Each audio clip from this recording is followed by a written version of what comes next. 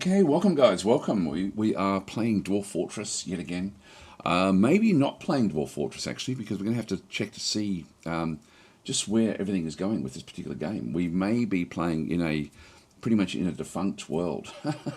By that I mean we haven't had any visitors or any citizens come for years now. We've sort of been alone out in the wild. It has been dangerous, but we need to see if that's going to be viable to continue on. The thing that was sort of concerning me was when we go to the overmap. Oops. Sorry, I'll just go and get rid of that one through there. So we are located here.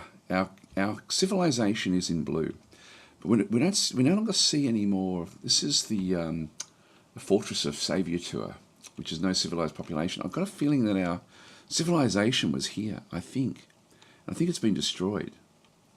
The Fortress of Curlwood maybe as well. And also when we have a look at our civilization, the which one is it? This one through here. There's not very many actual nobles. So we do have a diplomat there, Vukar. We've got a general, but we're not really seeing much. So the last trade agreement we had was in the year 301. We're now in the year 303, so this is not great. So I'm going to say, hey Daz, late stream today. Yeah, I thought you were off ill. No, it's I slept in actually. I was going to stream earlier, and then I had a scheduled stream over at Slytherin, so I did that one, and then I had a bit of a break, and now I'm back here. So it is late. Yes, it is late. But anyway, so we've got this one. I'll just make doubly sure everything is actually working. Just bear with me. So I'm streaming both to here and to YouTube, which, yeah, that's fine. That's good. Okay, that's all working. All working nicely. Great. So anyway, I can't see any more castles, any more fortresses. So I can only see little holdings, like little hamlets and things like this. If I just go back and center on the fort. Like that there is what's that? That's a dwarven hillocks, which is not, like, it's only got 10 population. That one's got less than 10. That one's got 60, but it's only a hillocks. There's no fortresses left from what I can see. They've all been destroyed. So I thought what we might do today is actually find out who destroyed them, what happened to it, the civilization that we have. Our civilization is the Urn of Locks. So we'll find out what that actually is as well. Like we'll go to the Urn of Locks. So what we're going to do is we're going to essentially retire the fortress, and then we're going to create legends out of that, and then see what's what. See where we actually are and what actually happened. So let's go and retire the fortress. We can do it this way. So I'll just go and retire the fortress for the time being. Really retire. The world will be safe, but you'll need to unretire the fort to play again. So I'm just going to go and retire. Now I'm going to save the world and return to the title menu. And I'm not going to use the same timeline. I'm going to create a new timeline.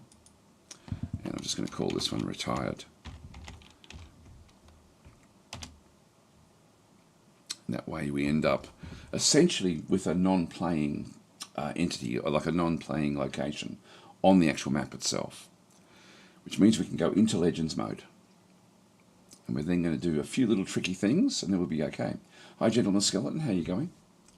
So I'm going to be trying to monitor both the Twitch chat and the YouTube chat. I apologize in advance if I do miss a few things. So, hi, Began, how are you going? So yeah, it's been 2 years now since we've actually had any visitors come or any citizens come to to our location. So it may be that we're now in a dead world. Let's go into start a new game in the existing world. Now this is our retired world. So we want to go into here. So we're starting a new game now, but all we're going to be doing really is just getting the Legends mode exported.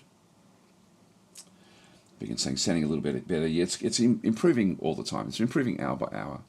So if I go into Legends mode, I don't know if I have to export it from Legends mode. Let's just see how we go. Yeah, so export XML. And so Control D, also export DFHack Extended Legends is on. So when I export this, because I've got DFHack running, it's going to also export all the extra stuff. That's what we want. So we're going to click this button. So it's going to export everything out, which is good. It can take a fairly long time.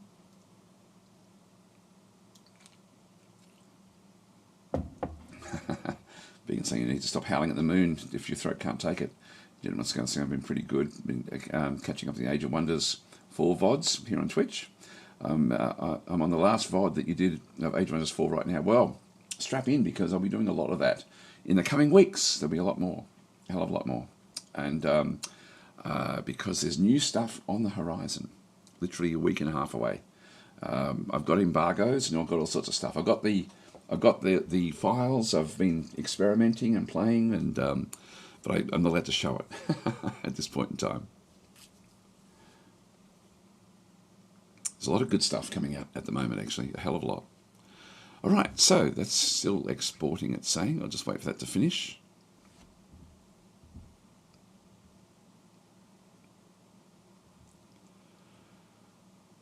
It can take a fairly long time to do this. Now there we go, So we can now just go back out, exit to the title menu, and I'll just quit. Now, in terms of the, just minimize that for a second. In terms of reading that data, I've got to now go and load that in with a special resource. And I did download one some months ago now, so I'm hoping that that's still going to be the most recent. If I go to downloads, I think it was under downloads, games, Dwarf Fortress.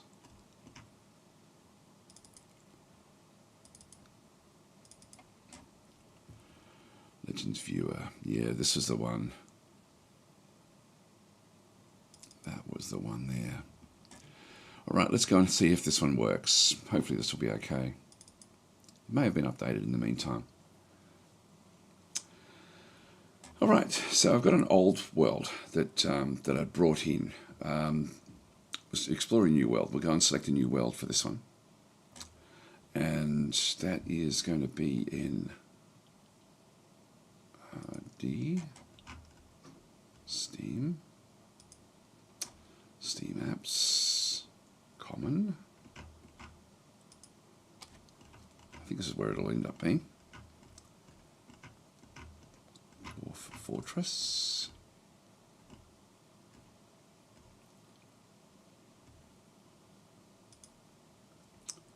There they are there. Right, so we've got our 303.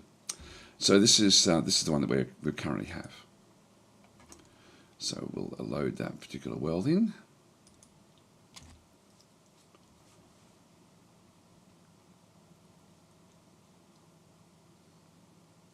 And see how see what we've got. There we are. There we are. So I think if I can, yeah, let's delete that bookmark because we don't need that one anymore. So this is our world in Legends mode, and so we can now explore this legend mode that we actually have. And so you can see through there, look at the population by race. The dwarves, there's only 700 dwarves left in the world, and that's not what it was when we started. There was thousands. So we've actually now, the dwarven population is almost completely defunct. So we've got the world overview in through here. It's been a while since I've used this, but we've got then the different regions. We'll just do a bit of a deeper dive in through here. We have 2 dwarven civilizations: the Urn of Locks, which is what we are, like we're part of that particular group, which has got 176 population. And there's also another one called the Tapered Hatchet. They've both got dwarven queens. This one's got 377, but these are still not big enough to be able to really survive. So I'll just read a few more of the comments there. So Whiplash Games is saying, as a new player, it's a good idea to use DFHack. Oh, yes, absolutely. It's if you're new to Dwarf Fortress, often there's a thing like you don't put mods in until you've played the base game. That's not the case with Dwarf Fortress. DFHack will dramatically help with your with understanding the game, with being able to manage the game. It makes the game so much more fun to play and interesting to play. Like in terms of, it takes a lot of the micromanagement out. So absolutely run DFHack. Like if you've got the Steam version of the game, download the Steam version, which is free, of DFHack. It is free, but it dramatically changes the game in so many good ways. So yes, absolutely do that one. And yes, we've got the Reinhardt saying Legends viewer. There we are. So, Gentleman Skeleton saying, I'm excited for the Age of Wonders 4 content that you make. In my opinion, you make content that is both informative and entertaining, and enjoy that. I swear I feel much smarter each time I watch your content. Thanks for that one. Reinhardt saying to say, I would greatly appreciate that they updated the Legends viewer for the Steam version now. It's such a great tool. Yeah, this is a recent update. They need to still do some work with maps and things, but overall it's very, very good. Jim's going saying, "Wowzers, the dwarves are getting rare in your world." They are indeed. Yeah, they are indeed. So yeah, Legends mode is, for me at least, borderline unusable in Dwarf Fortress. Well, this is this you'll be surprised what you see here, because like this has possibly been updated since I downloaded it, but I was very impressed with this particular program. Yes, it's still not as good as what we had in the old version of Dwarf Fortress, like in the old free version, but it'll get there eventually. Yeah, Whiplash is saying thank you. Yeah, no, it's like without even a question of a doubt. I always, whenever I start a new game of Dwarf Fortress, I always spend some time to show the just how important DFHack is, to actually have it running right from the very, very start. It makes everything so much easier. Apologise again for my voice. It's very, very croaky at the moment. So we've got, let's go and have a look at the Urn of Locks. We might as well just, I mean, we've got other things we can do deep dives into. Lost Civilizations, there's, this was a group that died off. So that's actually a group where there's still some population there. They were dwarves. There's some kobolds that got killed off as well. So you can see there the dwarves are really struggling in this game. And we'll do a bit of a history, a deeper dive into the history of what actually happened. These are the actual number of events that occurred. This is where we kicked on. We kicked in the year 300. And you can see there's a lot, like the heaps and heaps more events that came because we're active at that point. These are all the various events. The Chronicles of the World, back and through there. Heroic Ties. Tin Martyr is our location, where we actually are. And the Bone of Woods is our site government. So this is actually where, so we can quickly go to where we need to go to, but we don't need to do that just yet, because we can just go to the Urn of Locks and start here. By the way, we've got like the world, we've got a map that we can have a look at. I might just quickly open this one up. We can sort of zoom in onto different locations. This will then give us information about where things actually are. So we started off, where did we say? That's us there. That's Tin Martyr there. So that's the actual, this is our location that we were playing in. But we no longer have much around us. There was a Necromancer Tower there that never came against us. Our civilization was mainly over this side. But that's where we ended up. Now there's another location there. What's that? It's a town. Yeah, that's still, this is a human town by the looks of things that has been taken over by the dwarves at some point. All right, let's not worry about the map. We'll just go back and do the Urn of Locks and just sort of see what actually happened here. So we have the location of the Urn of Locks is where we were just looking on the map. So that's sort of where we actually were. We then actually have a war graph representation of what happened through the history. It's 300 years of history that we're looking at through here. So we've got the bent roughness side government. I'm not sure what this one actually is. Then we have a war that was targeting what? Crystalline pulleys, the bones of words. I'm not sure what that's actually doing. Bone of words. I'm not sure what that is. Yeah, I'm not sure how these war graphs work, to be honest.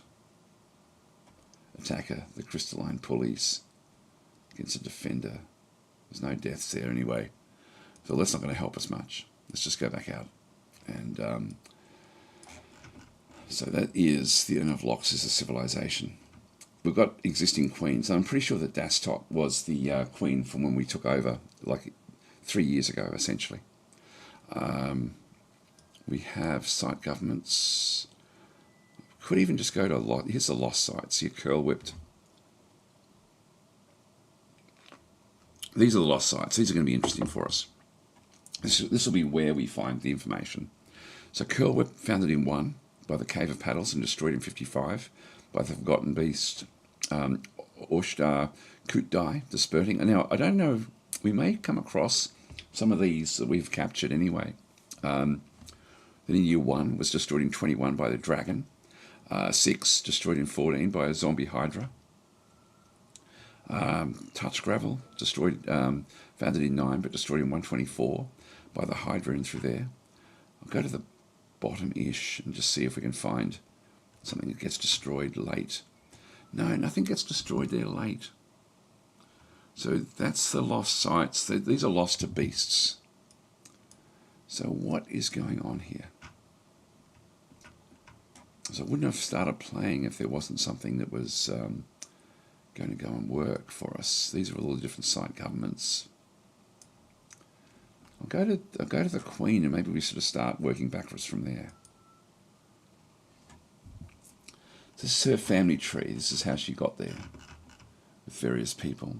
She started ruling in 248 to the current day. She's 129 years old. Let's see where she actually is. Member of the site government, the Obscure Hatchet. Okay, the Obscure Hatchet, this will be the actual site government. That is over there. That is actually from that town.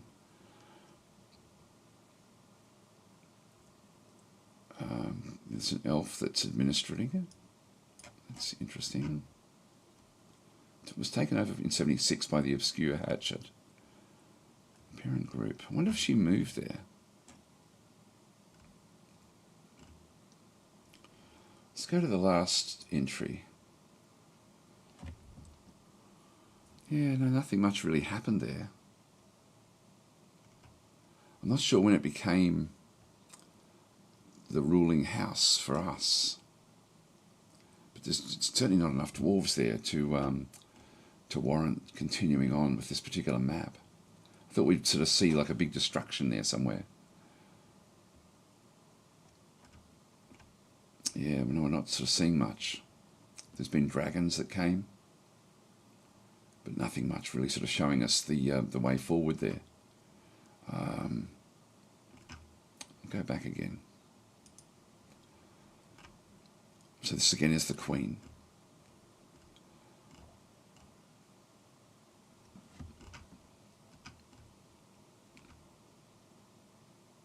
Only one event in the year 300. Yeah, okay. So in the year 300, in the early spring, DasTactic settled into Metal Romance, which is that town. So she did go there. Like, so in some time, she got pushed out of our home, became the Queen there in 248, in Rooted Hooves. What's that? That's actually a forest retreat. This is something completely, this is very wrong. The Holy Dead was offered to DasTactic by that dwarf there. That's the Holy Dead, an artifact. Yeah, okay, well, they're not getting much clue there. It looks like we may have started off in a very, very poor, with a very, very poor civilization. It really does seem strange. Let's go back to the Urn of Locks again. Yeah, it looks like we may have just had a really crappy group of dwarves at the start. Well, I guess that sort of really is pointing the way that we maybe just need to start again. So, shall we do that? Are you guys happy for me to get started? Hi, Matthew. You're saying, I hope you get well, feeling better soon. Have a hot toddy while playing. I did actually have some rum the other night, actually, to try to numb my throat so I wouldn't cough and try to get to sleep. Okay, so where did we get to? Sorry. The war graphs are also a little obtuse, as in who won, who had the most casualties. Well, there's no great war. There was no really big reason that everything sort of collapsed. Yeah, so Gentleman Skeleton saying, I just noticed there was a goblin general in the nation.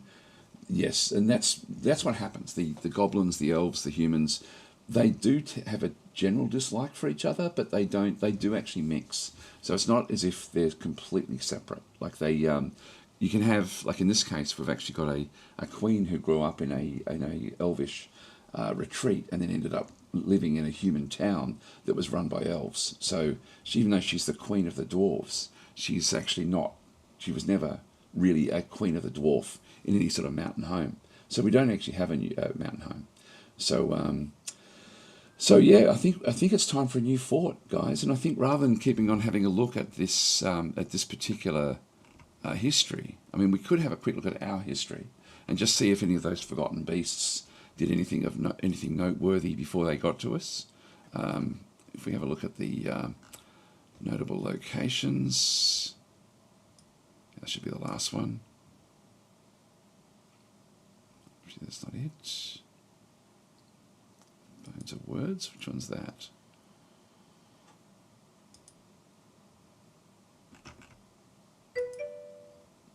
Tin Mara is the fortress. All right, here we go. So this is just do a quick summary of where we are. This is, the region is the failed dune that we're in, which is an animating biome. I don't know if it'll tell us that. There's a few unrelated sites. We've got Depth Rung, a mysterious dungeon, is in this location with the human. There's a human, Odiwa Dawn-Ended, who is born in 330 years old, a skilled swordsman, still alive, but haven't done anything for a long time. No events since the start of time. No idea what this person is or how they're still alive. They're human, but they must be a necromancer or something. But they haven't done anything. So I'm not sure what's going on there. All right, let's go back. So no idea who that actually is. But there was the mysterious dungeon that entity lived at. And there was only one event there. We'll go to Tin Mara now and have a look and see what actually happened here. There was one battle that took place that nothing much really happened there. I mean, that was by some cave swallow people. Beacons redeemed a name. Yeah, I've got 3 names I've got to do at the start, so I've got 4 more. Now I've got 3 more left if anyone does want to redeem. So we've got some existing redemptions from the previous run. So we've got the current owner is the Bone of Words, which is us. 1 battle, 4 beast attacks, and 21 notable deaths. Let's have a look and see what the notable deaths were from. Orangutans has got one of the 7. Okay, that's cool. How many deaths were at the site, grouped by the race? So we had a fair few. We had 12 dwarves got killed here. Many of them were merchants, and of course, way too much for such a struggling civilization to be able to put up with. Humans, 4 humans died trying to protect Tin Mara, basically. And then we had some horses. We've got 1 cave swallow man was killed. 2 horses were killed. These are just notables, by the way. 2 humped camels, one of those was killed, and a 1 humped camel. Now these are named units that got killed. There's 2 of the horses were named. That means that they've killed someone. So these have all killed either humans or dwarves and then been killed themselves. We'll have a look and see what happens with the actual events. In the early springs, it was founded in Tin Mara, and then we got the original like Supreme Plague, Rogue, Click, Tiny Mutant, Squid, Adrian, Klingzog, and Began, all settled at the location. There's Klingzog has jumped in as well. I've got 1 more name that I can put into the initial 7. We've only got 134 events. Just go through them. All right, so then in the late spring, so Istro, one of the humans that came into the location, there's a monster slayer, female human, came into the fortress and then was struck down by a zombie 2-humped camel. And then a Click also was struck down by a zombie 2-humped camel as well and died. Bits of stuff sort of happened there with new people coming into the fortress as well, which is fine. Then we've got the coming back down through here. The human came back from the dead as a restless haunt, so the Istro comes back to life. Munkerstrap was struck down there. Testicles was struck down. We had a lot of deaths. There's a lot of deaths, actually, come to think of it. Oh, this is pages. This isn't just events. We need to find the where is it? I don't know if there's a filter for us to be able to use this. I think there is somehow, but I won't spend too much time because we're going to start again. Let's try to find the first of the forgotten beasts and just see if they've done anything. Okay. Merchants from the Urn of Locks visited the Bone of Words at Tinmata and suffered great hardships. They reported irregularities with their goods. This is why they stopped sending people to us, because there was 2 years where the merchants all got killed by zombie camels, and so they ended up sort of dying in through there as well. And that's sort of when they stopped sending people after that. Hi Hugh David, how are you going? Yeah, so Nicholas is saying, starting over seems fine to me. Yeah, okay, that's cool. Matthew's saying, what happened to the previous fort? Well, just no one ever came in the end. And so we really weren't growing at all. And so it was time to start again. And we just found that there's no dwarves left, really, in this world. I don't know where they all went or what happened. I thought we would have had some at the start. Next one will make sure that we've got enough dwarves to keep everything going. Just wait until we get visited. See when we get visited by the so different people being killed by different things in through here as well. Horses slain.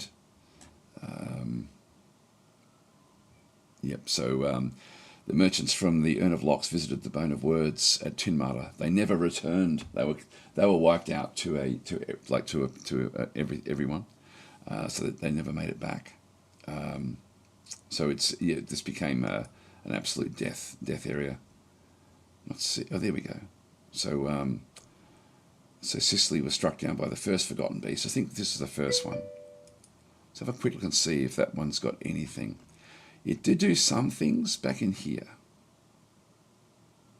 There's in the year 185. So it attacked different locations.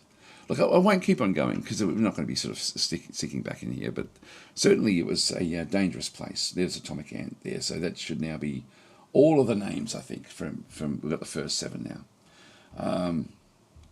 The zombie camels, they certainly made life very, very difficult.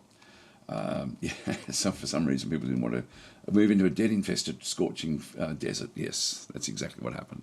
Right, well, let's go and start again in that case. So we will close off the Legends viewer and we'll get started again. So what we'll do here is we'll go to Dwarf Fortress.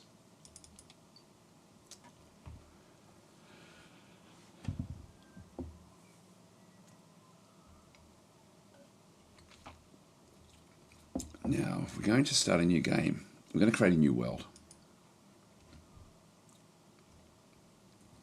Everything's saying my greatest travesty was the tragic death of the glassmaker, in my opinion anyway. Yeah, absolutely. Now, I can either just run the game forward this way, which is the easy way to do it, but I've got my own way of setting up the game, and that is if I go into detailed mode, you'll see that there's DAS Fantasyland, and I've also got DAS Evil Island and DAS Small and Savage. These are 3 makes to get different types of starts with the game. Fantasyland is slightly colder than the standard island. Evil Island has got a lot more danger that goes on. So I think we'll play that one again. We'll just make another one of those. And so I'm just going to grab that one. If you do want that particular world generation settings, like as a file, it's on my coffee.com page, which I might just quickly show. You can download it for free. It's just ko-fi.com/DasTactic. So that's the address there. I'll just leave that there. Yep, so you can sort of see it through there.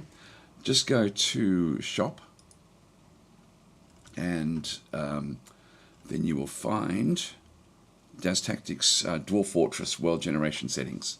If you grab that there, you're then going to be able to, it's very easy to install. You just basically put that file in a particular location in your Steam library. It's inside the, I don't even know if it tells you in here.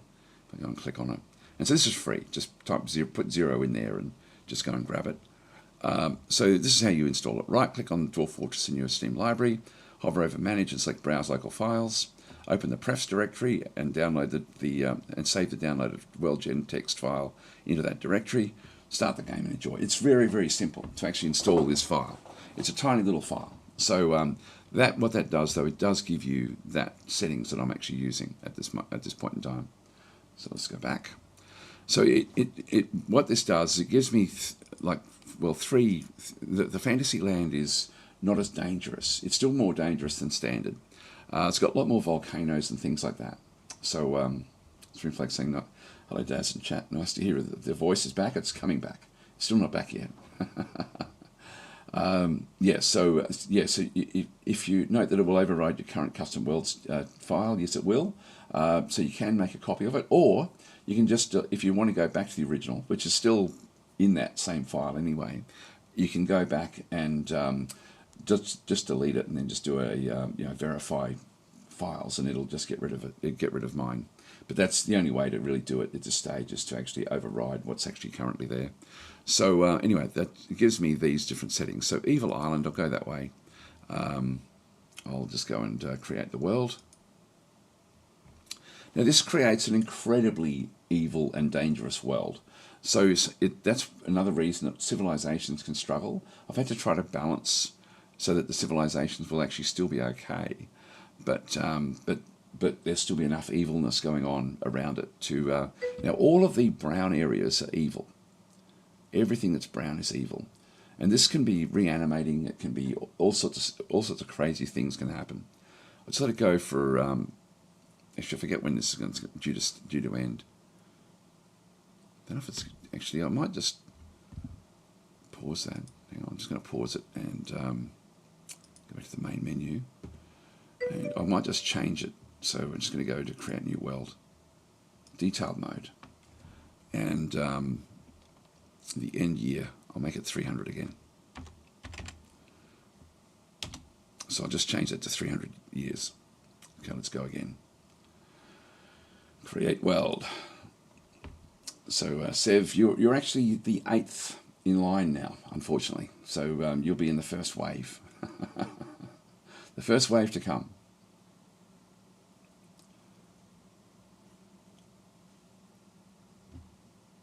Oh, there we go. Actually, orangutan saying, so my own custom starts too. So backup's important. Yes, it is. Yes, in that case, it is. Hugh David saying, I haven't managed to get into Dwarf Fortress yet, but I would like to.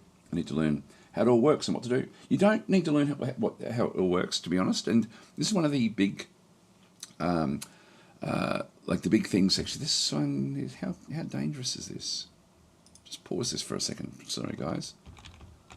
I'm not seeing very much brown. I'm not seeing very much brown at all. I think we need to redo it, restart again. Do it again. Create a new world.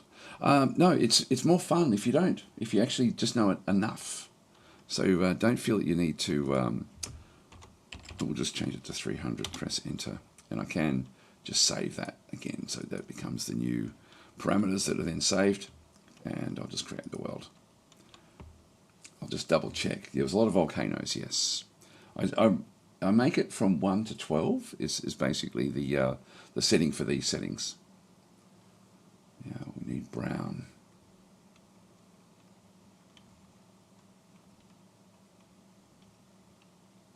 And I'm gonna stop again. Sorry, guys. Back to the main menu. Create a new world. Detail mode. I don't know if I chose Evil Island. Oh, that's 500 years. I'll make that 300 as well. So that I had the wrong settings that I was looking at there. That's why there was not enough evilness. It was in fantasy. That was the Fantasyland one that was coming in. The other thing I was thinking of quickly changing is, what was it? There was something else I was going to change as well. but I can't think of what it was. Oh, that's right. Where the cold location actually is. I think I'll always just have it north. So I'll just see if when I can find it there. There's lots of settings in here.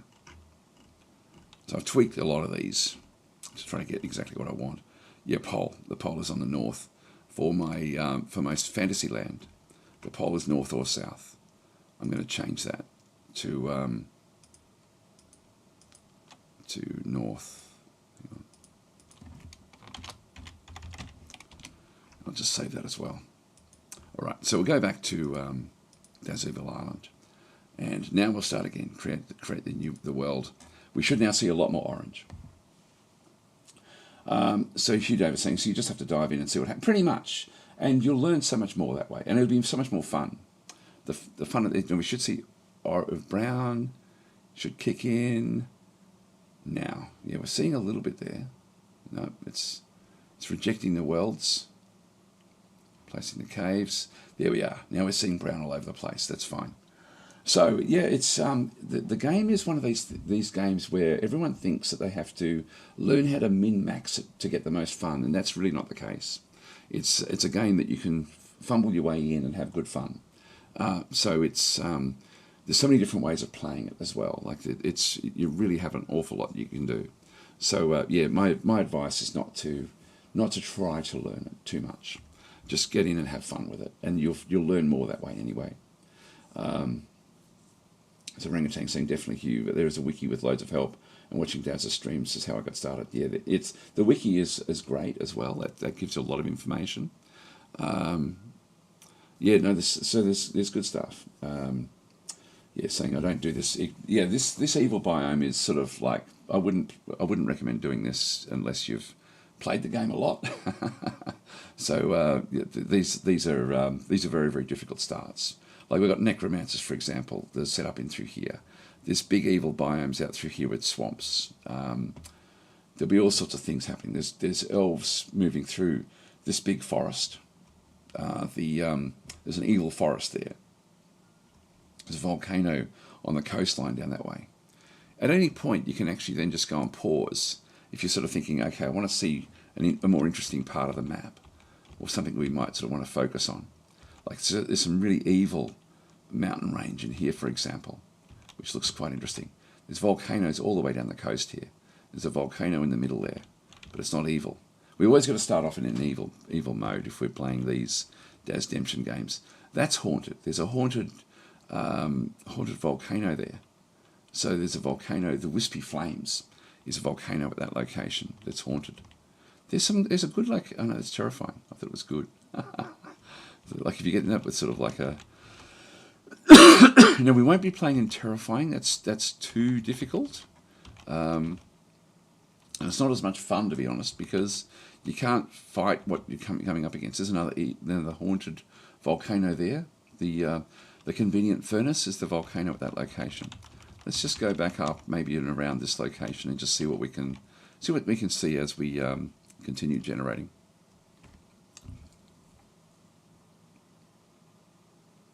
There's a fair few humans. There's some dwarves. Dwarves are settled in here. But I haven't seen any massive dwarven civilizations.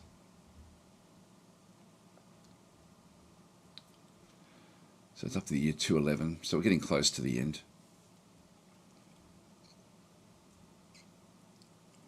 Yeah, actually, I might just pause again. Do we have enough dwarves? There's none around here. Just a little bit up there. You know, this isn't enough. This is not going to be enough dwarves. Yeah, there's not enough. So, back to the main menu. And we'll start again. Create new world. Detailed mode. Evil Island. And create world. Like saying starting with 10 dwarves and no gear should fix the recruitment problem. Let's have a quick look and see. There's lots of mountain ranges, which is a good sign. The volcano in the middle there. Dwarves are starting there and there. but the goblins have taken over the dwarves by the looks. There's more dwarves there and there as well. Okay, that looks fairly healthy. Humans are moving in with these dwarves. There's a haunted part of the forest there, and this is all haunted forest in through here. So there's a fair few things going on there. Let's just pause it and have another quick look around and just make sure that there's a group of dwarves in through that side. Dwarven hillocks, dwarven fortress. So yeah, there's a fair few dwarven civilizations that have kicked in here. There's already ruins in through here. This is so we've got a couple of ruins then in that location. But yeah, in this case, I think we're okay in here. There's a fair few dwarves there. Let's just continue generating. Hopefully they will survive. It's 128 years in. I'll just grab myself a drink of water while this continues.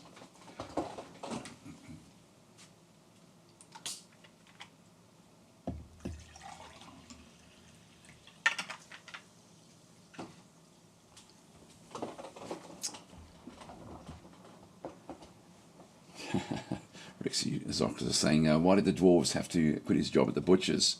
The stakes were too high. I like that. I like that one. That is good. Seren saying, hi Daz and all, sounding much better today. Hope you're feeling better. Yeah, I haven't been feeling bad. It's just other than last weekend. But yeah, no, it's just the throat. It's still very croaky. Here comes the goblins. The goblins are spreading out through this land. The goblins are in around this fortress, but the fortress looks like it may still be under our control. These are looking fairly healthy with the humans. And we've got and look at this. These guys are really working well with the humans over here.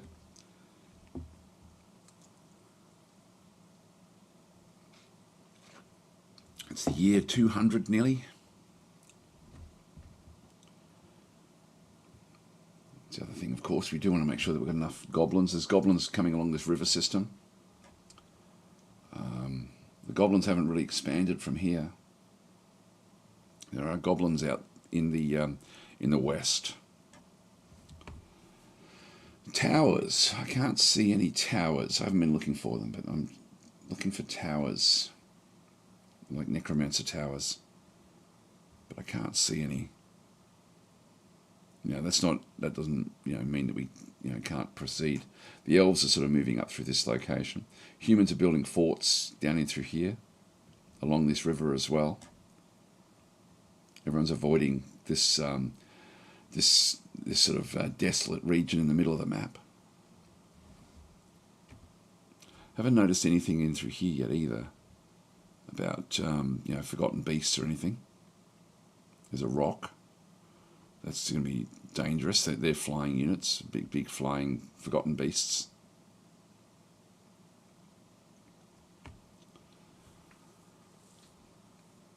Now we also have to think: are we going to do we just go to somewhere evil and just leave it that way and not worry whether it's an animating biome or not, and just play and just see what happens, or should we play another zombie game? It's up to you guys, really. I don't mind what we do.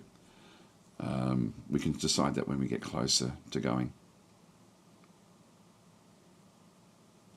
We can even we can have a bit of a look around the map when it finishes and just see what sort of theme we want to be playing as. And then move from there. Are there mods for Dwarf Fortress that add more races to the game? There are actually, but I don't play them because I do like to actually still play with vanilla things. So I really don't have mods installed other than things like this world generation mod, things like that, and DFHack, of course. Yes, they're saying, what fun would it be if it's too easy? So, yeah, well, we can do another animating biome. I do like those. And we were lucky last time because the weather wasn't crazy, as in it didn't sort of boil the flesh off your bones or anything like that, which some of them can do. So we've got the this world is now been done. So we'll just go and keep the world and return to the main menu. So that one's now just going to save itself off. Now what we can do immediately, is a very, very quick evaluation to see if this is actually going to be viable to play by looking at the Legends viewer again. So we can actually sort of we can record the legends as they currently stand. So let's go and do that as well.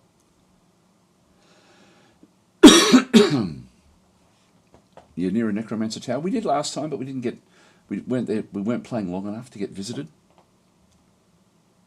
We didn't get any invasions other than by the cave swallow people, who all ended up becoming zombies at the end.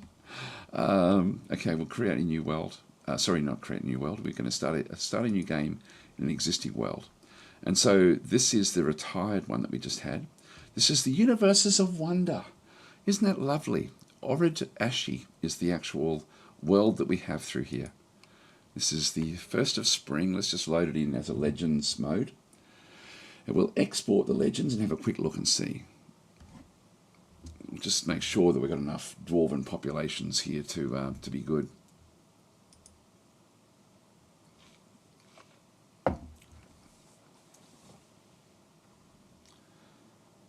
I'll still export it out, actually, no matter what, just so we've got it there if we wanted to open it up, have a look and see, things that happened at the start before we started our own history. The histories are awesome, by the way, just the legends and things. So we'll export this one out. Now we've got the civilizations and other entities. There's actually a lot of different civilizations in there, but let's just export the XML. And then once that's done, we'll have a quick look to see. It should give us a bit of information.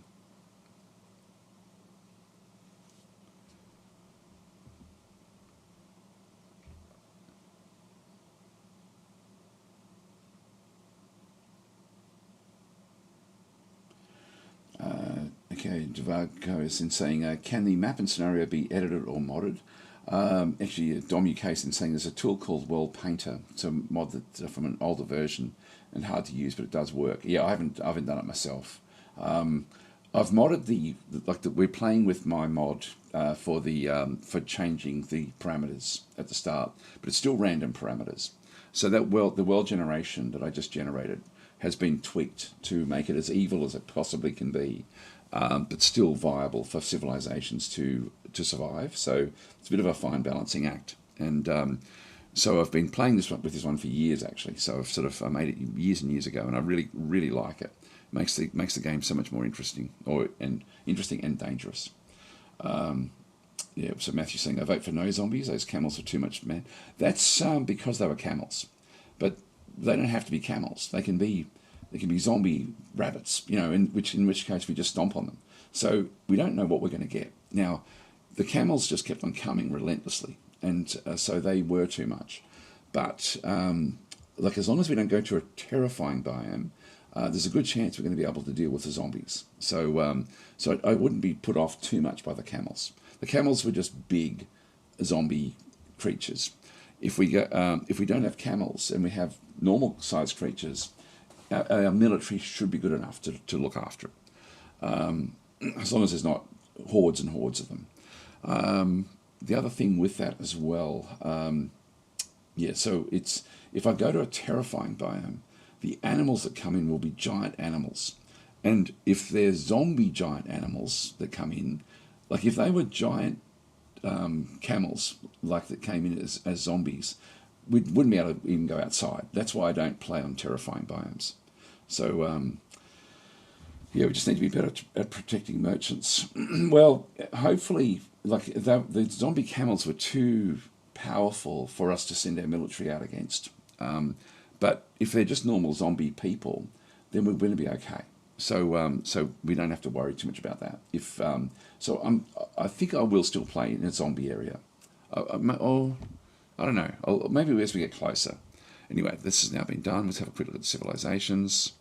Yeah, there's too much there for us to sort of have a look at. So let's just go back out and quit. Go back to the title menu for a second.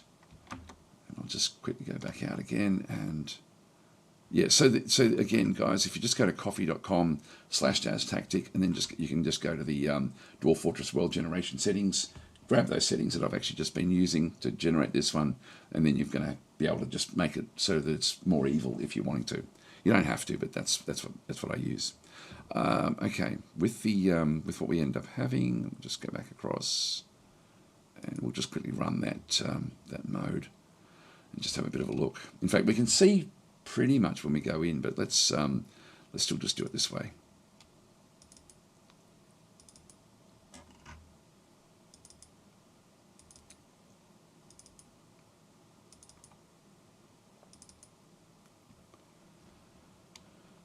Okay, we'll delete that bookmark. We'll select another one. And Steam apps. Oops, wrong one.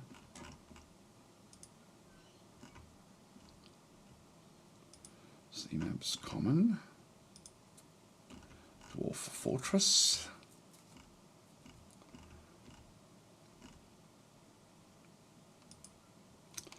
There they are. Right, so we've got region 9. This is our new one here. Load the world.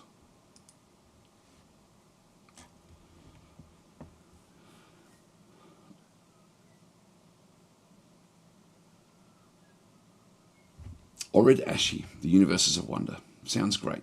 There's a lot of deserts in there, which we don't have to play in. We wanted to, like last time, they wanted to play in a desert, but we don't have to do that.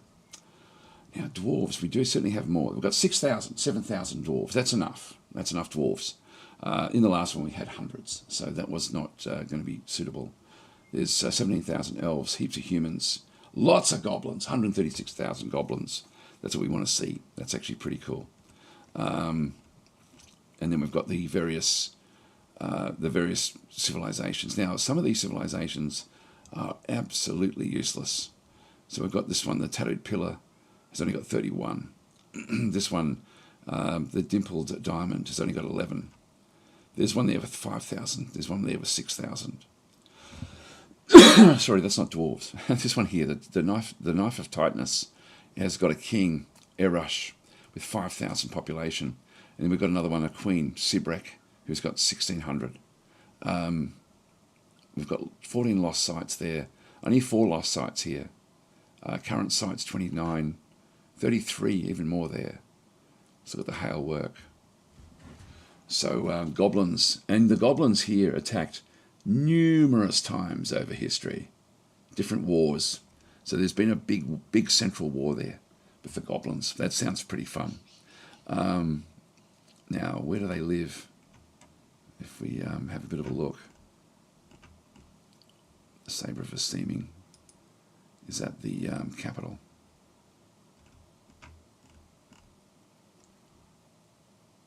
Became the Dungeon Master. That was in year 1. It's a bit hard to tell what it actually is. It's a site government. What's the group? Arrowstir. Arrowstir is a fortress. There we are. That fortress is still standing by the looks of things. Yep, so it's had 65 beast attacks, 46 notable deaths. But this is a death. There's been 41 deaths there. Wolf men, wombat men. All sorts of things have happened here. All right, but that's still viable. That's still a viable dwarven queen at that location. Let's go back out and look at the other one. So that's the hail work. The next one that we're looking at is the Knife of Tightness. They're up in this corner.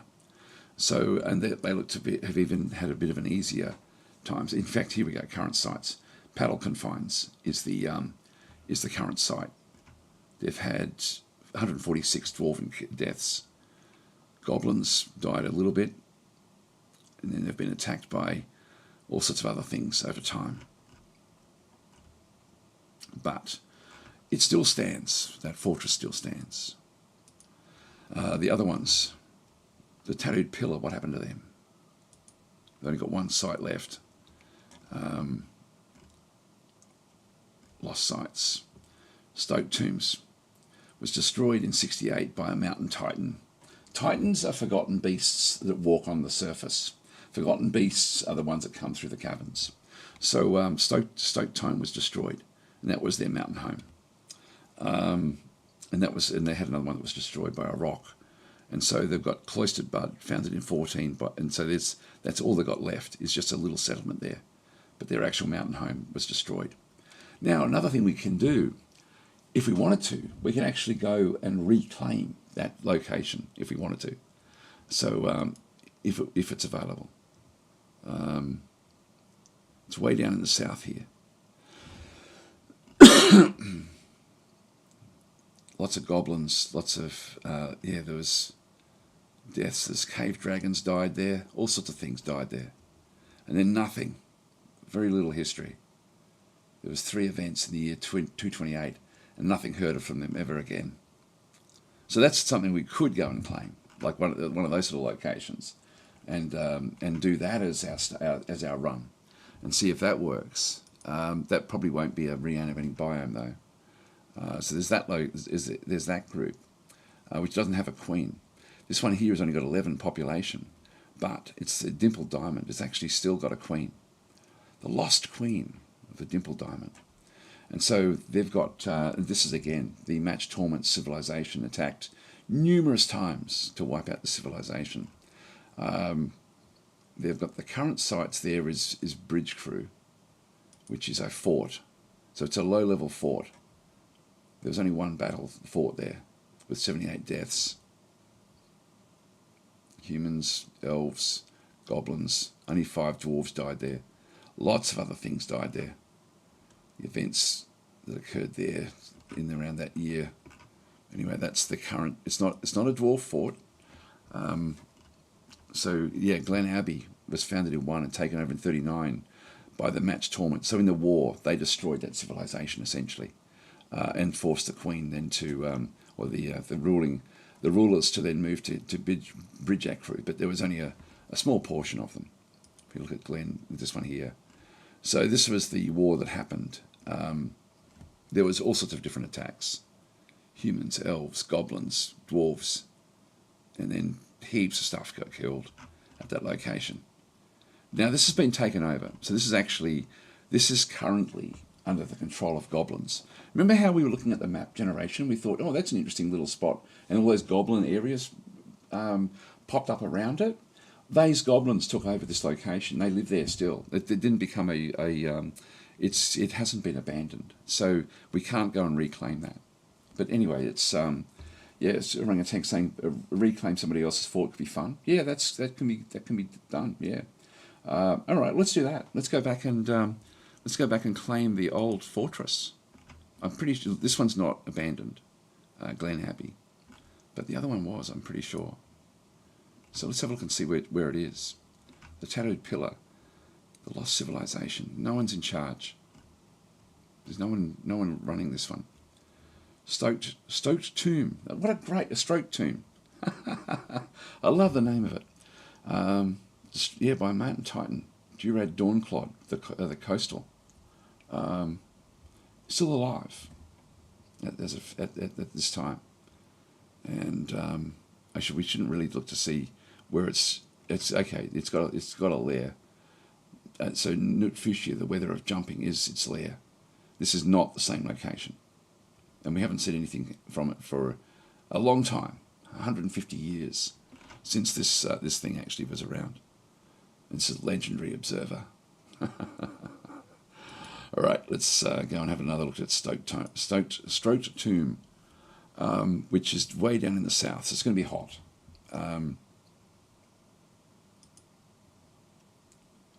It's in here somewhere.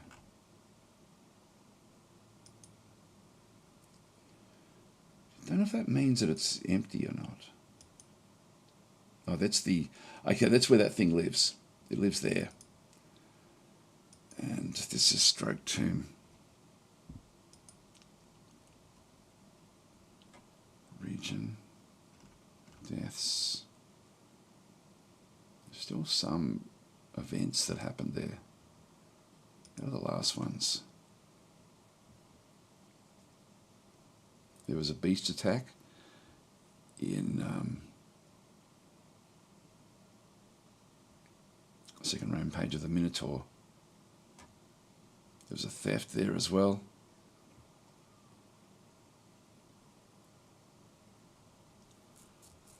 This is in the early years. This is only year 7.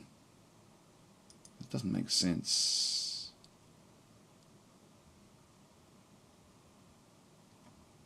It was in year 68. Is that the last? No, 68 was. This is when everything happened. There has been events there as well. Oh, hang on, it's these events. Yeah, 228. Received its name. Putin Dash, the uncommon confinement, received its name. I'm not sure what that means. That's an artifact. An Eton was struck down by an elf in stroke time. So I think that it's still just a ruin at this point in time. I reckon we go for it. Stroke time, I think, is going to be where we go. So let's do that. We'll reclaim Stroked Tomb. Stroked Tomb is the name of this new series that we're starting right now. I'll leave that open, actually. I'll leave that open. So what we do is we go to start a new game in an existing world. We're going to go to Orid Ashi, the Universes of Wonder. And hopefully that'll be available to us to go and claim. Now, even if we don't have zombies and stuff like that, it's still going to be interesting. The Fortress, we're going to start in Fortress mode. It's going to run forward 2 weeks.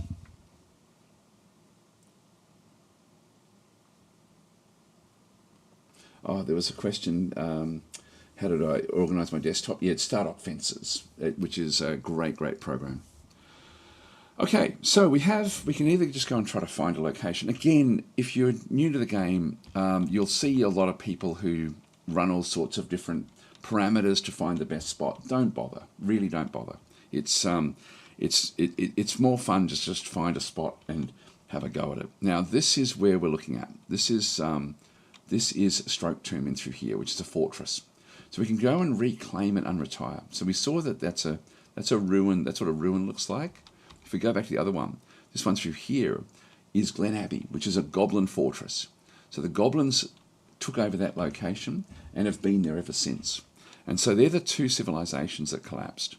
The one that's down here, we'll go back and reclaim and unretire. And we have Stroke Tomb is actually one that we can go and do. We have a few others as well. We've got Wad Boots and Ford Sack are all different locations. That's that one. If I go to that one, that's over through here, which is near in amongst all of the various locations. And what happened here? The Titan Acon Jump Theatre. The Mahogany Coast routed the trade. Now, is that the same guy? This is Durad Dawnclod, the coastal route. So Durad and Acon. And then there's another one as well, very close to that one. The Forgotten Beast. Zob Squidblaze, the whole of sucking, routed the works in that one through there. So we'll go back to Stroke Tomb. So there's no evilness here. We do actually have goblins nearby. They were the ones who destroyed this. No, they weren't the ones that destroyed it. We have a volcano nearby.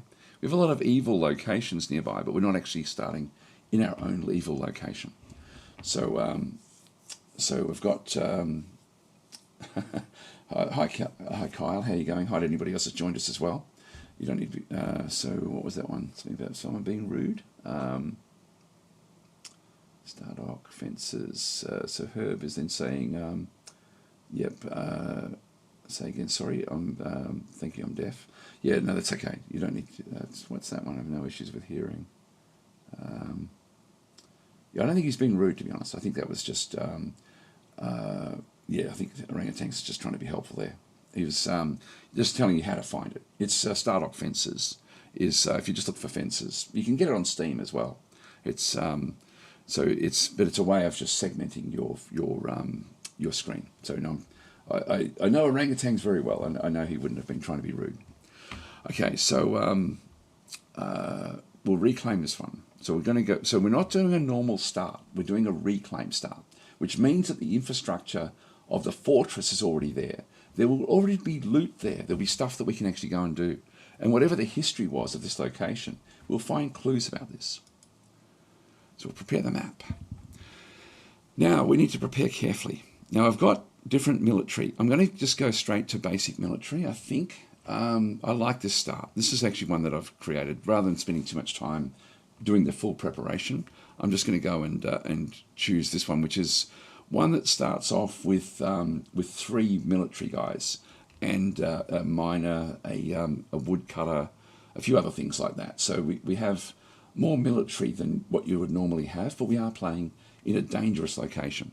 So I will still go that way. Even though we're not playing in an undead biome, I'm still going to bring the military in. So we'll go with enemies will be on hard. The economy I'll make hard as well. So we'll put both of these onto hard. I can go to custom settings as well. Now I've got different triggers. Just see if I've got any loaded. Yeah, that makes it even harder again.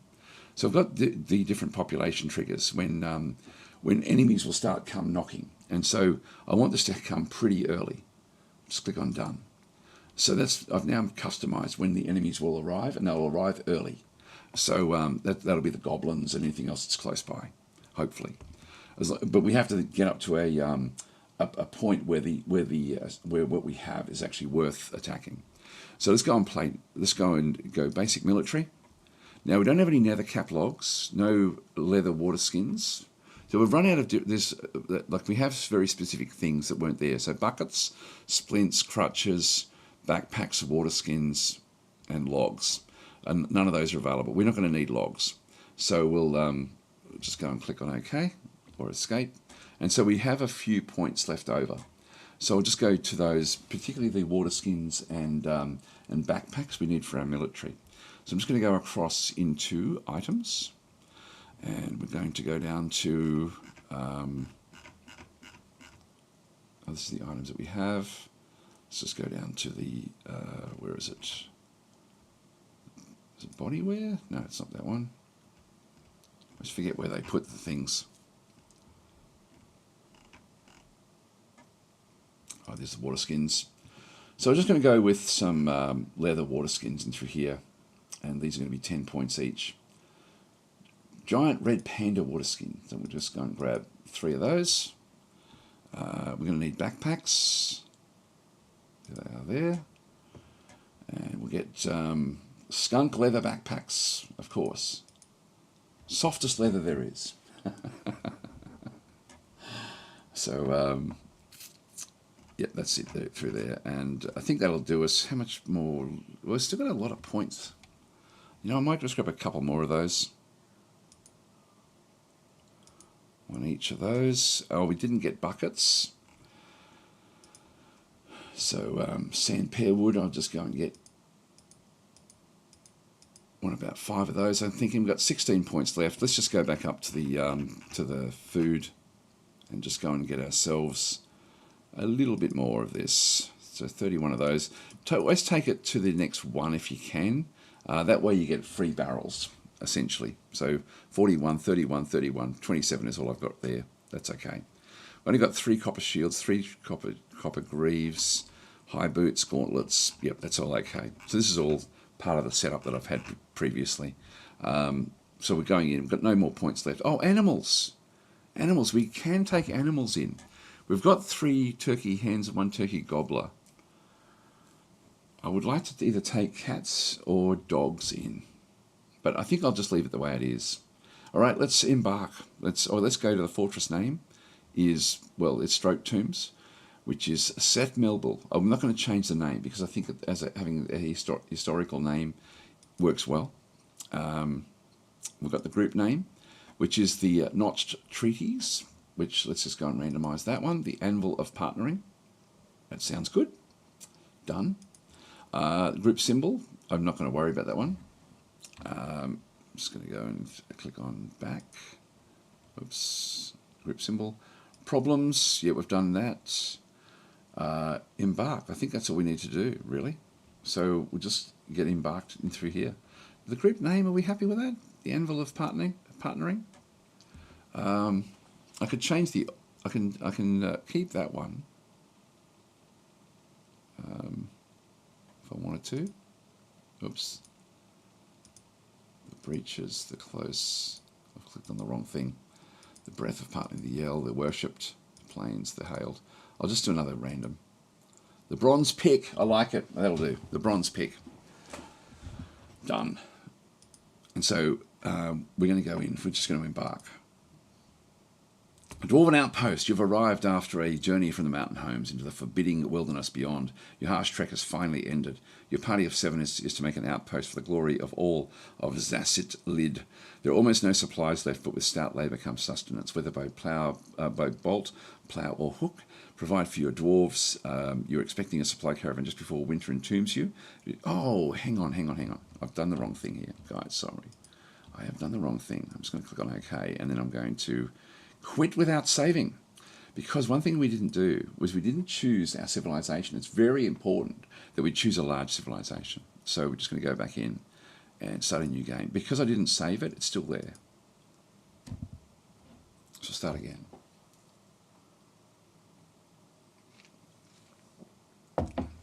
So orangutan saying sometimes the thing that destroys a fort is still there. Yeah, it could be in the lower reaches.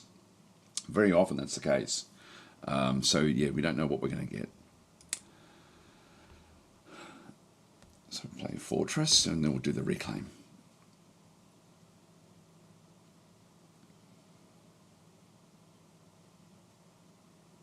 Yeah, there's a few little steps that we need to choose. Choose the origin civilization.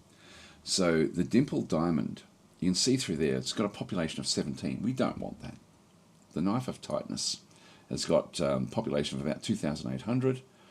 This one here has got 920. I think we'll go with the big one. This one is way up in through here. The hail work is one that's spread out through this other location. That one may ultimately give us pretty good fighting with the goblins. That one there is goblins around it, but I think we might go the hail work. Having 1,000 population is going to be fine, so that will be okay. So definitely want to make sure that we choose that one first before we go to reclaim. I'd like to be part of the dimpled diamond, which is still a viable viable group because it's got a queen. It's just only got that 17 population and one site. That's it there. Right in amongst those goblins is not going to be good enough.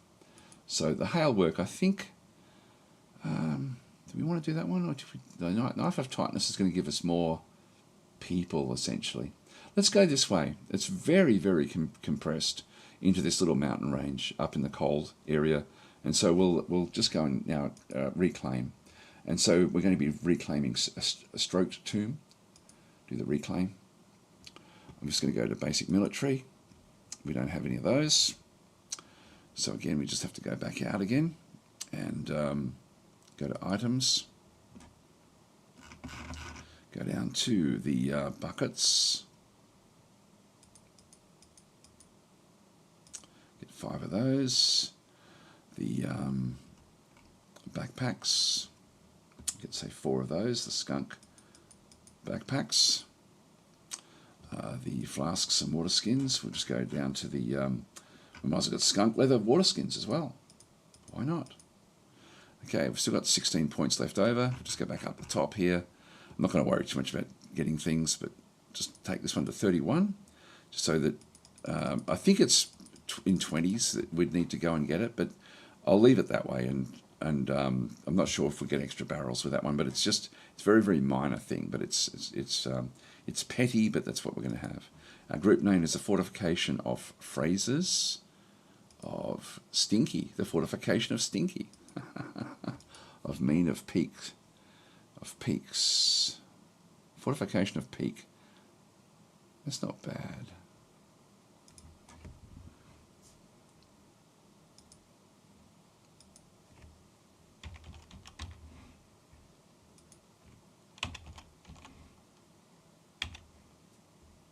Peaks. Dumed Ilron will be the group name. That'll be fine. So we'll go that way. That's what we need to do. So let's embark. Pretty sure that's what we need to do.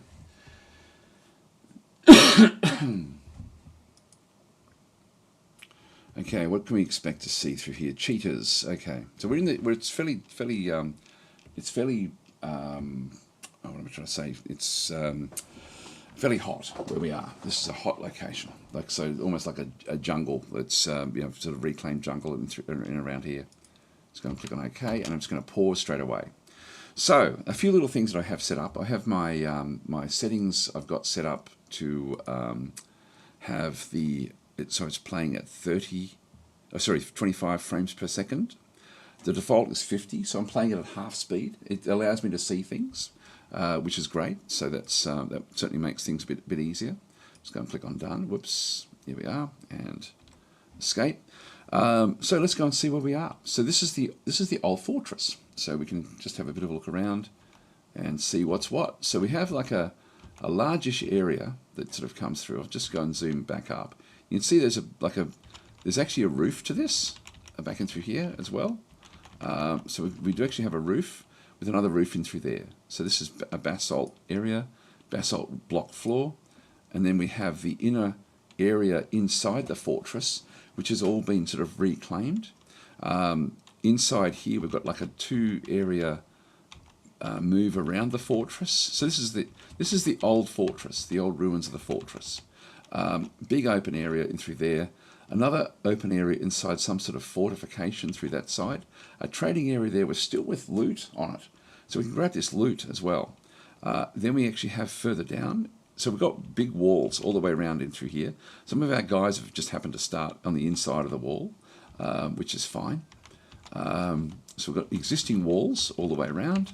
We've got this room in through here with a whole lot of bookcases. So we're already established there as well.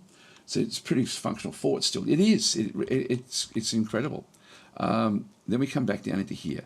This is the start of the actual fortress. This is like a library that was created. And what they did was they used ramps and not stairs. So that's what they actually had set up in this particular location. And so this was actually where they were doing all sorts of like this has all been like there's all obviously they had like a monastery or something here at some point where they've actually got scrolls and they've been writing books. This is where all of the people that were here sort of worked away in the actual in the fortification. We'll have a look through the whole thing. I think we'll just have a bit of a look through. So you can definitely reclaim. This is the trading area, and again we've got lots of loot here that we're going to be able to use. So we've got all this free stuff that was here from a couple of 100 years ago. And then we open through, these just open straight up into the inside. Let's have a look around the outside wall again. Where's the way in? There. So that's the entrance into the fortress. And then it goes, that's flat land there. So there's like a dried moat or something that's sort of just sand that sort of, oh, this is an old road that came in around it, and then a path, another road that extended out this way. So these were roads that moved off into other locations around where they were. All right, let's have a look and see. Let's explore as we go down deeper. There's no other things down there. They're using. We're probably going to get rid of all this stuff, and we'll end up making a whole lot of staircases for ourselves ultimately.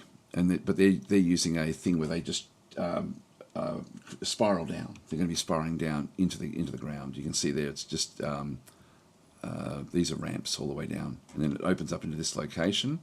So at this location we've got a zinc statue of Uz, and we can have a bit of a look to see this particular one.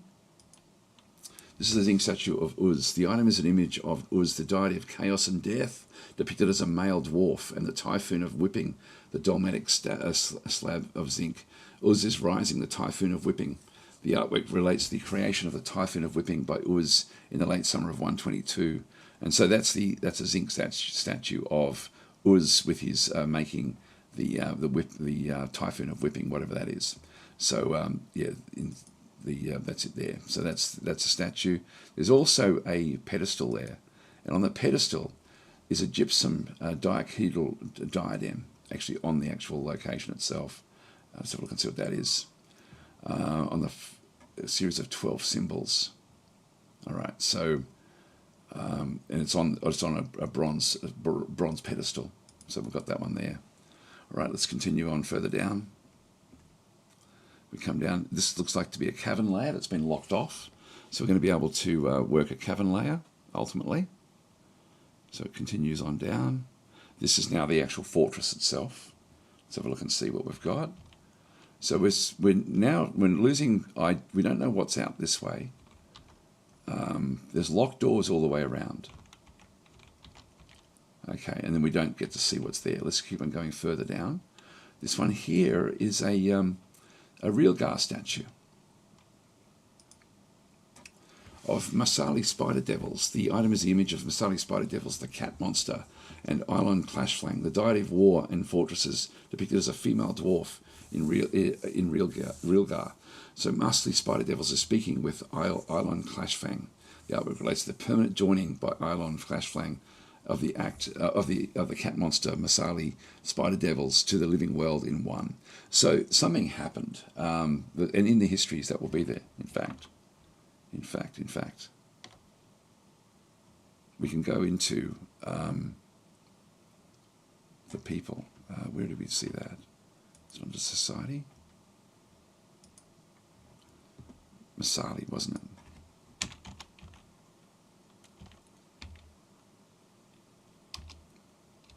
Masli? Yeah, there we go. So this is Masli spider devil. So we can find out information by just looking in the legends. So this is a born death was struck down by a dwarf in the year 1. Okay, there we are. So it was born before time, and former master of the flies of shade. This cat monster was actually in charge of a group of goblins. This was actually a demon, a cat demon, who was struck down. Don't know who or when. The dwarf Litsat was wounded by Masali during the onslaught of bandits. Not sure what that actually is either. But yeah, this is this wrestling competition. They attacked the orbs of locking of the tattooed pillar at Wealth Painted. So this was actually not here, not where we were.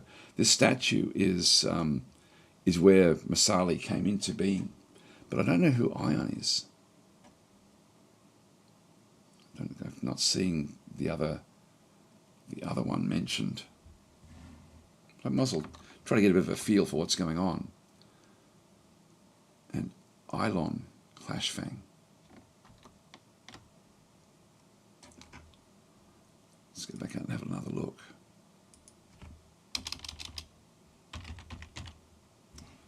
There we go. A dwarven deity. Because this is a deity. So this is actually a god. The god of fortresses and war. So the god actually created that that cat monster to then go and be the ruler of that particular group of goblins. So that's actually what that's referring to. God, it's so deep, isn't it? It's all just random. All random stuff.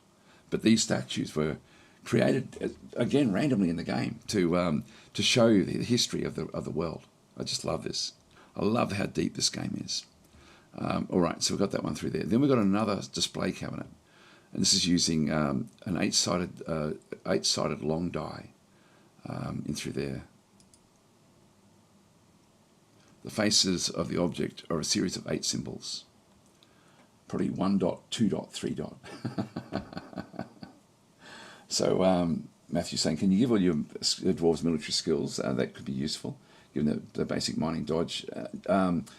You don't want to do it. You do want to get a bit of a balance. So Began saying, is this an old DasTactic fort? Then there should be a zombie Began running around somewhere. No, it's one of ours. This isn't one of. This is one that's just been generated.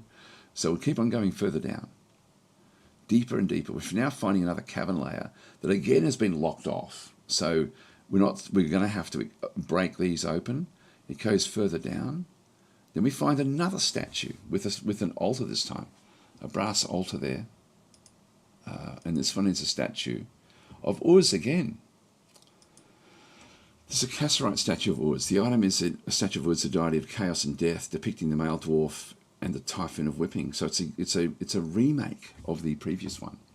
So that's another god one. Continues on down into a location that we don't get to see any more of. So we've sort of lost a bit of that one. We're seeing another cavern layer there. Again, it's been locked off, so that's actually okay. Continues on down this way.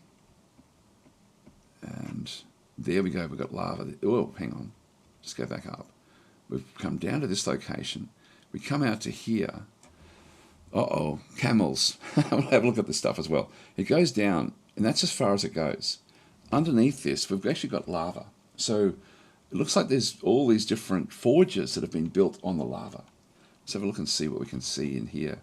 So these are all forges. Magma smelters. And we're seeing all the edges there, so that's actually, we are seeing all of these. There's a statue of a dwarf. So that's just a dwarven statue. This is a statue of sand titans. The images of 2 sand titans in basalt. We don't know which ones. Maybe the ones that came here.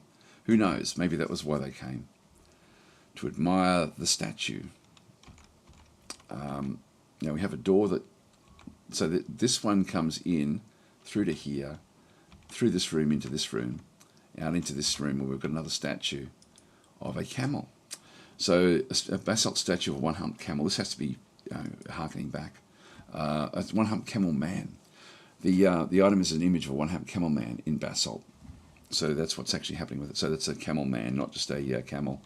And that's an empty room there. Now, if there is monsters in here, they will we won't see them. We'll only see them when we open the door, and they'll be there. This is what we know of the fortress so far. So this is pretty cool. I like this. So we're going to have to secure what we've got. We're going to have to probably sort of rebuild the way through with everything, and just rethink about the way that this whole thing is going to be structured. Keep on going all the way back up the top. We're going to need to secure this. We're going to need to do some mining. We could even just temporarily get set up in here and just at least have everything sort of ready to go. It's a big area. Like, it's a monstrously big area. We could even build our whole fortress in here if we wanted to, and actually just delve down. But let's actually start off with a... well, we need to do some mining at some point.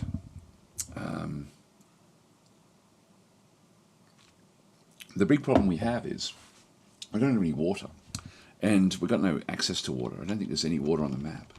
No, there's no water on this map at all. So we're going to need to find water underground. So that'll be one of the first things that we need to go and do. At this stage, there's no threats. We'll just have a quick look and make doubly sure. If we go to other, yep, there's nothing else there. Nothing dead or missing. Oh, there's a great horned owl that's been deceased somewhere. We don't know where. But it's not going to be undead. So I don't know what's happened with the great horned owl. But there's a lot of loot in through here as well. So we'll sort of start to pick our way through this. Anyway, so that's an actual fortress that can now be reclaimed, and we've got some good stuff there. In fact, if we go down to the bottom, I'm tempted to just get started and just go all the way down to these layers and just work our way in around these rocks. This one looks pretty good. Anywhere from there further down, I think. Let's have a quick look. Sorry, there's kids playing outside if you're hearing noises. We've got this room, this area as well. This isn't bad for us to start off in. Sorry about the no noises. Don't know what they're doing. Sounds like they're all playing. That's why I normally stream when it's in the middle of the night. Yeah, we've got a fair bit of rock there as well. You'll have to figure out the best way to do this.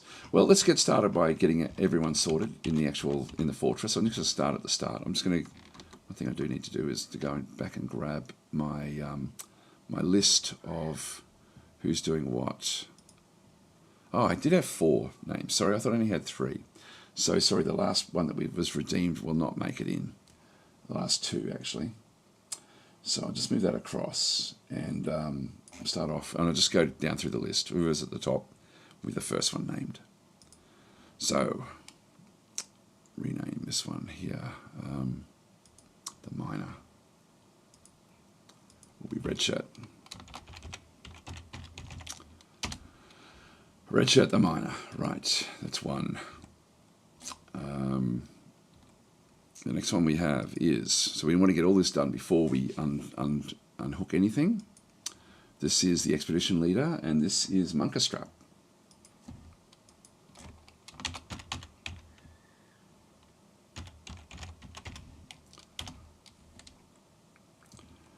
All right, then we got the next one. Next one we have is the woodworker. And this one is Dwarf. All right, that is done. And the next one that we have is Richard Dwarf, and then we've got the farmer is Causelord.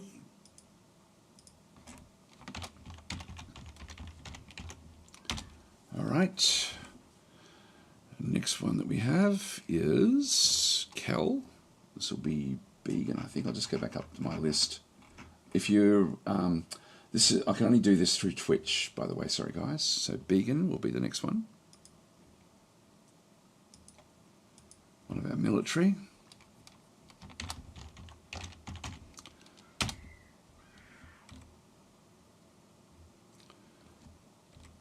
And the next one, Olin, is going to be, oops, wrong thing. Olin is Orangutan's Library.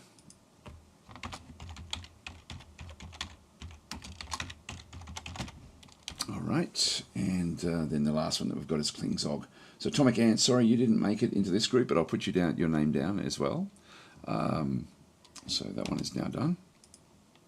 Last one is, she is going to be, I'm sorry, I just missed the list again. That was Klingzog. So there's our first group. We will get others. Be merry is her motto. What a great motto to have. So that's very, very, very good. So we'll, I'll come back to the others when we start to do things. So there we go. So it's getting a few more. So yeah, by all means, if you're wanting to get a DasDemption name, then just leave it in Twitch, and I'll do what I can. Like, we'll just sort of place that one in there over time. I'll just move that to the back. So what did we get up to? Rocklight saying someone right, not the same one. Not sure what you mean. Sorry. Hail to the Daz says muzzle pain. Thank you. Hoping for migrants. We will get migrants. We will get migrants. We've got 5,000 population from our group, so we will definitely get migrants. So we have Klingzog as a spear dwarf. The others have sort of all got their own equipment and so on and so forth. But now what we need to do, the first thing we need to do with this particular fort, because we do have a military, is we have to get our military set up. So because we mainly start off in animated biomes where every second counts, we need to get we usually get the military established right from the very, very start.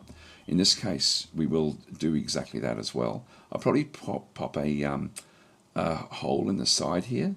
So I might even just go and do that now. So we'll just go back into this one through here, designate construct that one there, and just go and tell them to pull that one apart. So that way we'll end up with a door there for now, and in the meantime we'll get them to sort of look after other things as well. So with the military, we'll just go into squads.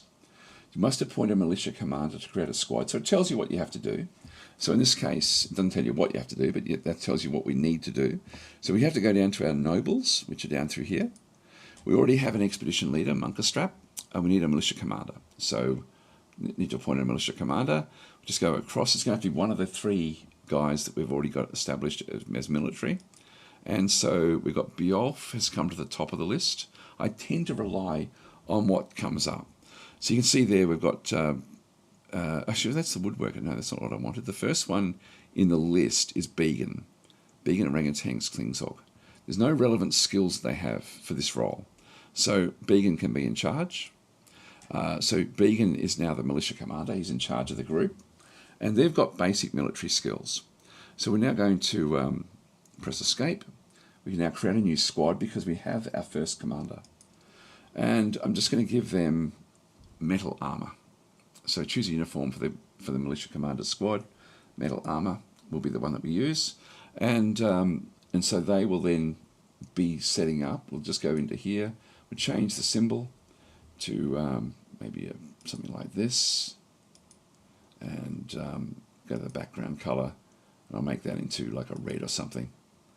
There we are. That'll be done. The armored lynx, that'll do. We can change the name if we wanted to. Now, importantly, when you are setting up squads, if you like, this will be a fairly sort of basic sort of squad that we end up having. So it's not going to really be anything that we have to really worry too much about. So I could just leave it by the default. I still am in the habit of changing this. So what we're going to be doing is we're going to be changing the squad details. So if we go back across and click on it, you can see there we've got equipment and we've got schedule. I'm going to go to the schedule to start with. When they're off duty, I don't want them as off duty. Off duty means go back into your civvy clothes and just do your civvy job. If we go to ready, it means that when they go to off duty, when they're no longer active, they're going to stay in all of their military equipment. And so I want that to be what we have selected. So it's going to be no orders. So when they're not doing anything, when I don't have them specifically under my command, they're going to be doing no orders, which means that they're ready for action. So that's what we want there. So that's going to be fine. Then we also then have the equipment. Now, you've got Began is the only one we have in through here. We've got metal armor. We'll have to check this in a minute, just after they sort of get established. And so we've got the armored lynx, no special orders. We're just going to go and add to the people to it. So Began is position number 1. Position number 2 is going to be, which one was it? We've got the competent hammer dwarf, so there'll be orangutans. And the third one is going to be Klingzog. And that's it. Now, the miner is a novice fighter because of the mining abilities.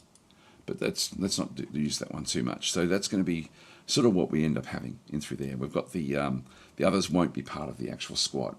So this squad is now essentially ready to go. We'll just go back to the squads. With that one selected, I'm going to give it a very quick order just to get everything established. So in this case, we're just going to say, yep, go and stand over here. And what they will now go and do is go and kit up and get whatever they possibly can to get onto that one through there. Hi, Stormham, how are you going? So we'll just go and we'll get them to be the ones that walk down the stairs initially to see what's where. Right, let's get established here. So yeah, Stroked Tome is the name of the fortress that we're reclaiming. I'll just unpause. See how they're going in, getting their equipment, and now they're coming back in with equipment. We'll wait for all 3 of them to make it across there.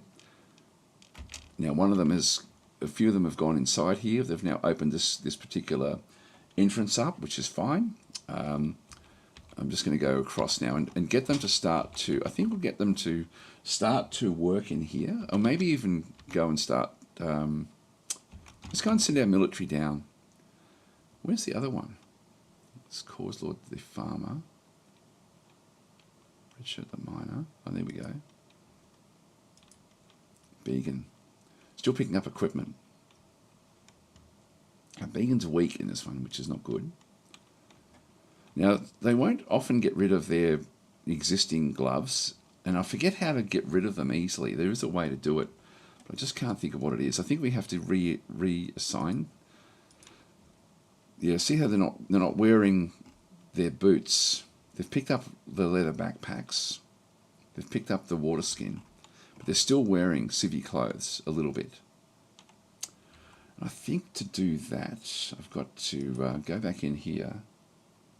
And I think I just have to click on Update Equipment.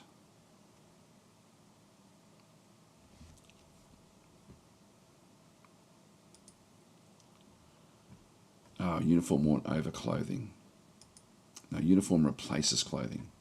And this will be our metal, this will be the what should we call this one?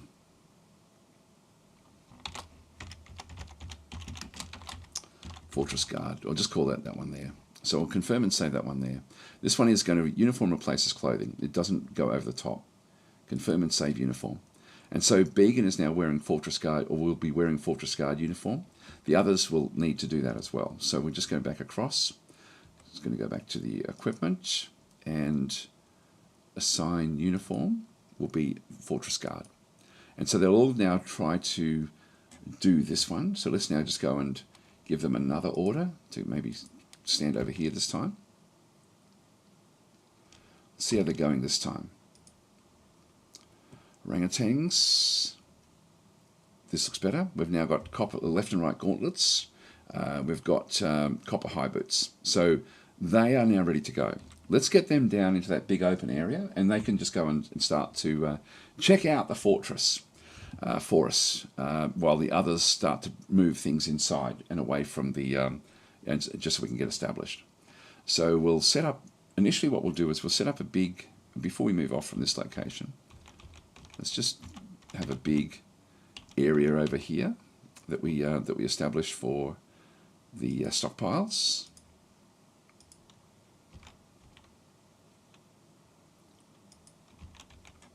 All right, that'll do. Accept. And this will be for everything. So just all. And then we go to custom. It doesn't bring corpses or refuse in, but it brings everything else in. And so that's what we want. We want everything inside. So that way the others can then start to move that one through. I would like to start mining. Because what I want to have is I want to have the rock. So we can get even one of these early-ish areas.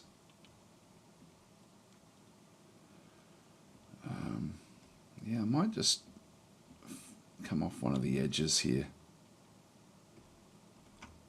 The first one is this room here. Maybe we go off this room.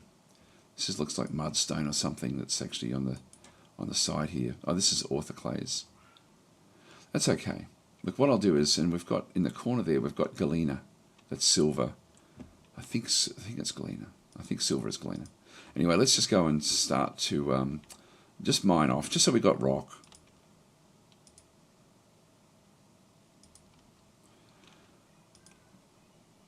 Don't know exactly what we'll do with this yet, but we'll just go and at least get started there, and because we don't need to do too much else. So that will be our miner going down there initially. The military, let's just send the military further down. So the three of them. Began's a bit slower than the other two. The other two are pretty fast. So military, move to station, and we'll move our first station. What we'll do is we'll go down, and again we don't know what we're going to find in here, so we'll just go all the way down past that location, because that's fairly open. Yeah, we've got that one covered to here. So let's just go across and put the station there. Unpause. Okay. At this location, we've now found an expansive underground location. We're seeing all sorts of other things that are left in here as well. So there's pieces of meat, for example, pond grabber meat, and things like that have been left on the floor. Hopefully it doesn't mean that there's something that's living in here. We're seeing all sorts of other things now. I'll just click on OK and pause. Here they come. So here's orangutans and klingzog moving down into this location. Wow. Okay, this is the old bedroom layer. So we've got bedroom layers down through here. We've got another zone in here, which goes even further down to another sort of a metalsmith forge. And then even further down again. Okay, cool. Cool, cool, cool. Where's this cavern, though? I'm not seeing the cavern. I'm looking up in here at the top to try to sort of, unless it's just as they walk past it, that may be what it is.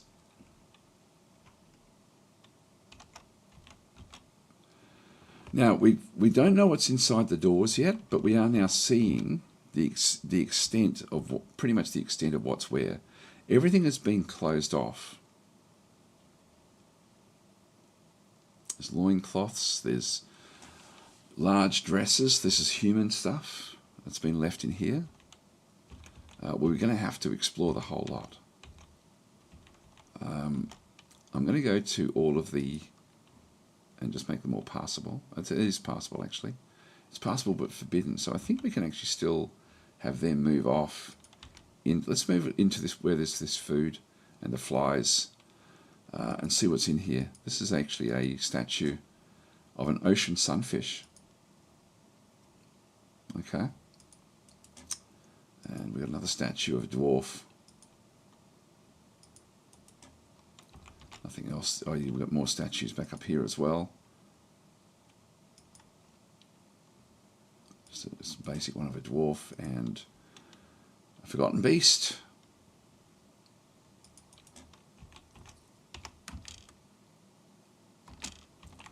Now they're trying to move off. They're not going through here. Let's just unforbid these.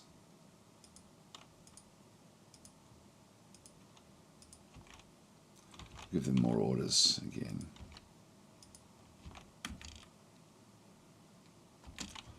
Right, nothing in that room.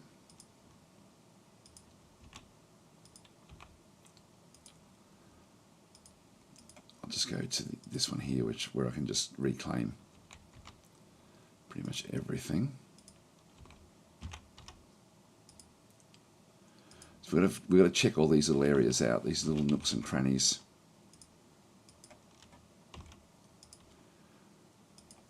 There could be anything down here. Hopefully nothing. Wow, there's also heaps of loot down here. Heaps of. We won't unlock those just yet. We'll unlock that. Unlock all the doors.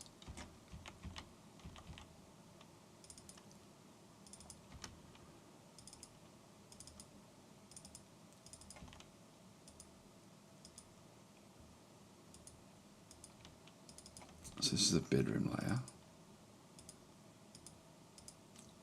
with no beds in it at this stage.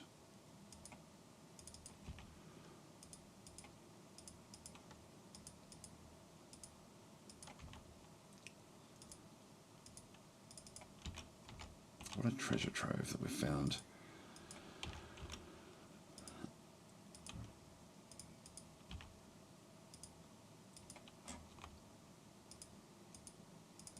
Okay, we'll go that way.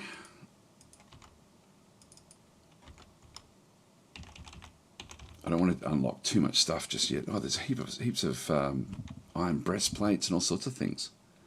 Wow, there's heaps and heaps of loot here. Like, this is an amazing find that we've got.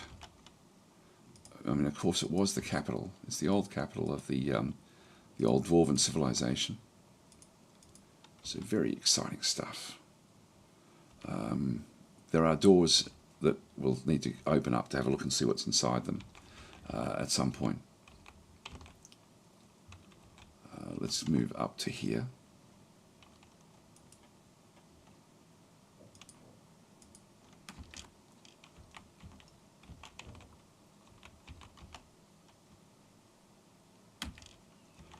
Okay, we've got to there.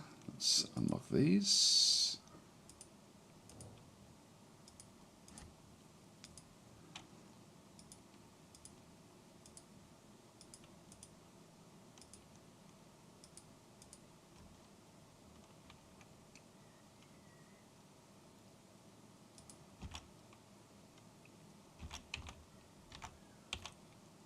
Let's move back down to there. Alright, this all looks fairly secure. That's all locked off. There is the area down below now, where we do actually have all these different areas where we can now forge things.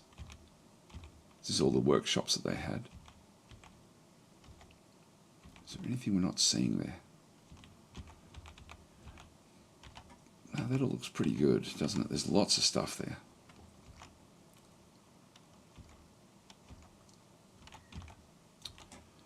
The old mountain home. I'm sure the Titan and his friends are going to pop in at some point. Well, it does have its own lair, so it probably won't be here. Let's have a look at see what else we can do with this. There's a monkey on that statue. Let's go back to unlocking all this stuff. ultimately we'll be unlocking the whole lot. We're only doing a superficial look, but it's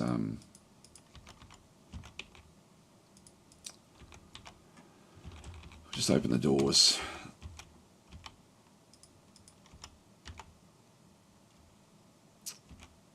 I'll open these doors as well.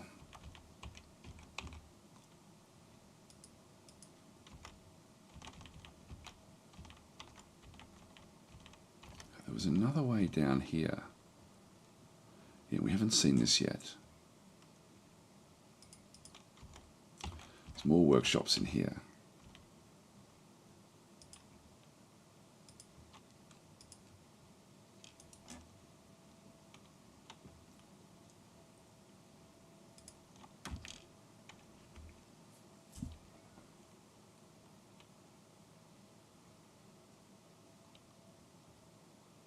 Here they come.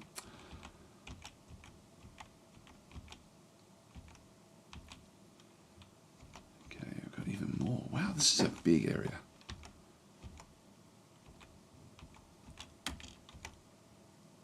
Here they are. So Began's still lagging behind.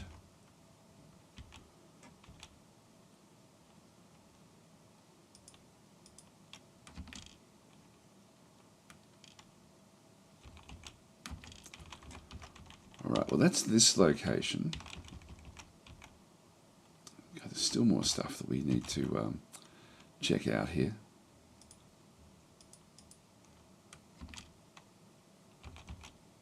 Okay, that's the edge of that one. They did go inside that time. Looks like I maybe don't need to unlock them. Alright, well let's just get them walking up to here.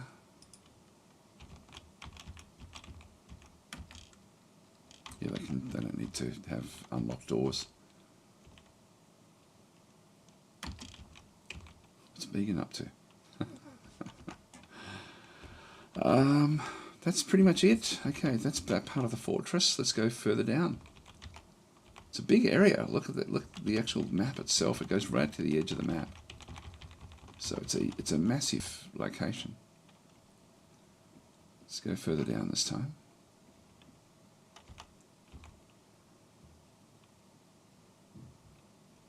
Okay, let's try in here.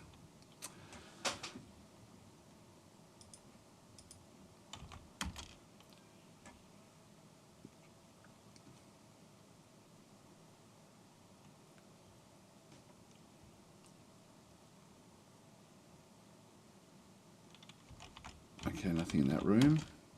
That room looks pretty good. And that room looks pretty good.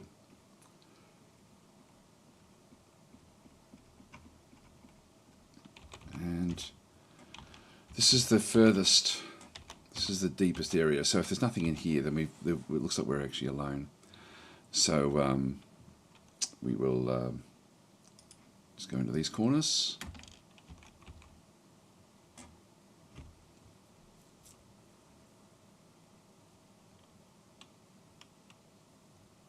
Beacon saying my tactic is to work slow, but the other dwarves take the initial bearing, and then I go in for the kill shot. So they're walking down the stairs now, towards the lava.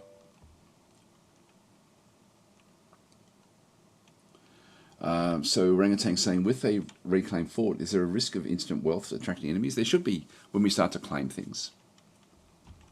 Why are they not moving out this way?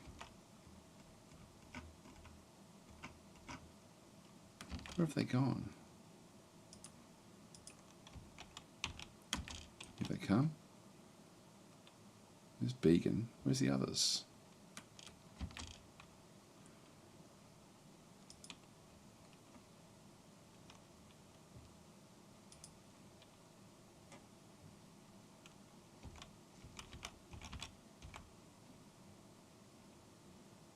Oh yeah, no, they're there. Okay.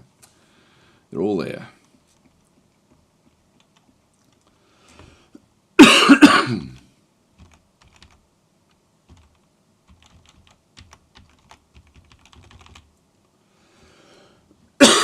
Excuse me.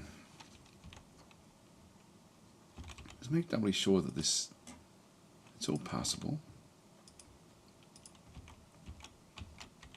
Yeah, there shouldn't be a problem. All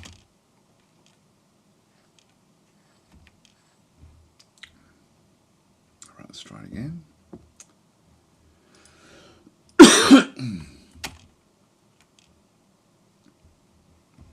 I can't get to there for some reason.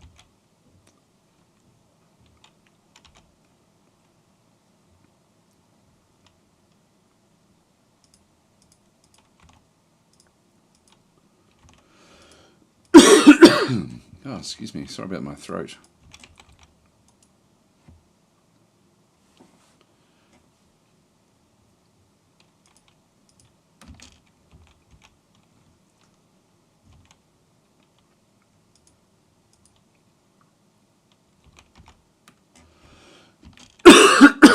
For whatever reason, they just can't make their way across that to that zone from here.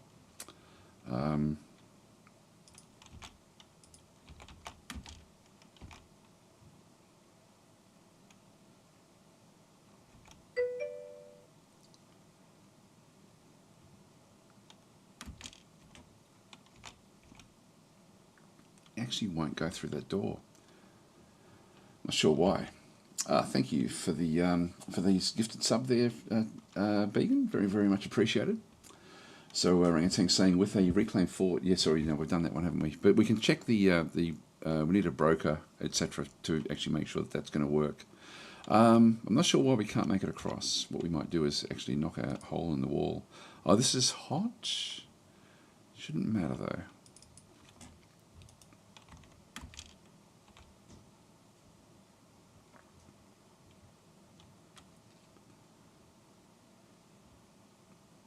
No, that's not. They're not coming to fix that one up. What about here? Just knock a hole in the wall there. Oh, hang on. What it is Klingzog, sorry, Redshirt is still doing other things. I'm just going to make Redshirt only do mining for a little while. In which case I'll probably just remove that one there.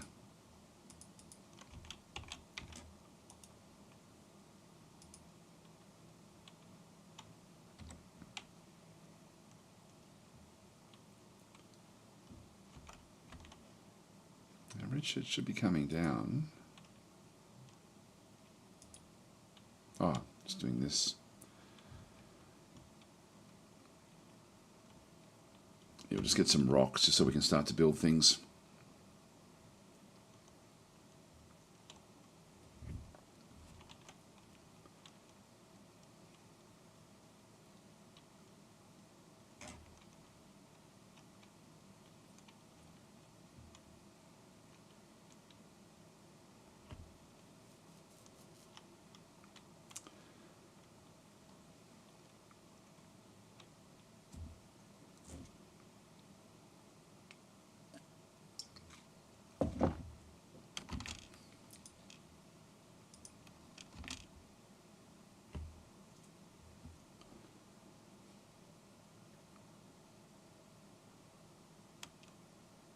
Alright, that one's done, and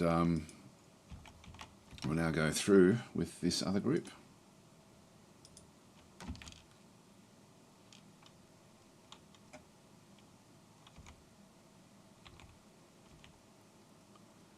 Here they come. Nothing else in that room.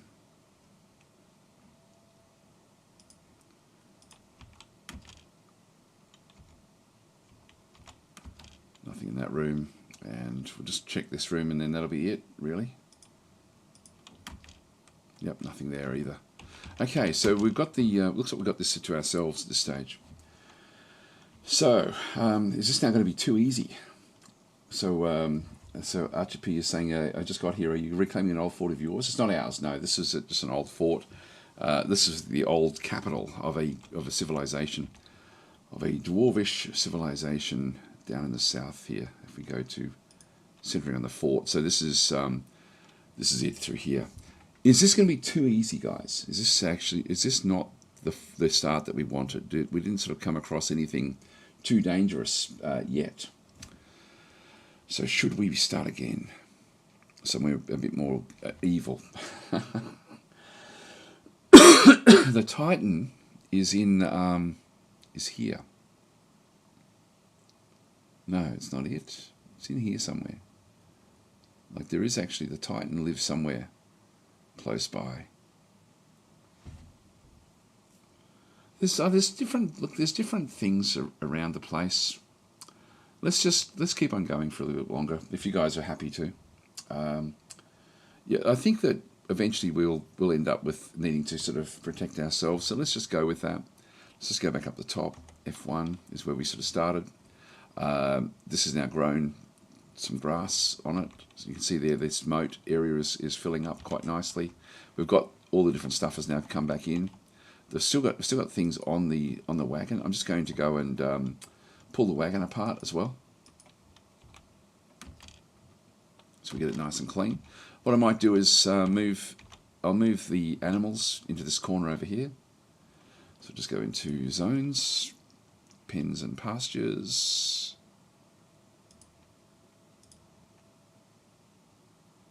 We'll start there and then we'll move across.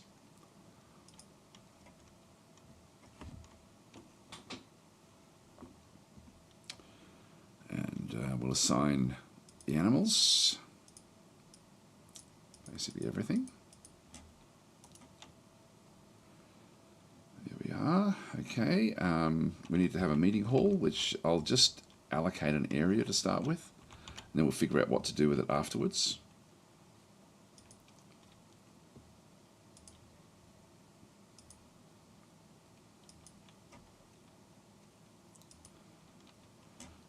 So we've got that there. That's our trade depot. So we've got that one, and we don't want that to be forbidden. The actual trade depot itself will be those things I'm thinking. So that will then the trade depot itself should now be. Yep, that's no longer forbidden, but the elements in it still actually are. We really want to bring everything in from inside. Now this is Bithmanite block pillars. Just for neatness, it would be nice to have those everywhere. But look, I might just get started here, and then we can always just fix things up afterwards. Let's go to the constructions, walls. The layer above is solid, that's okay.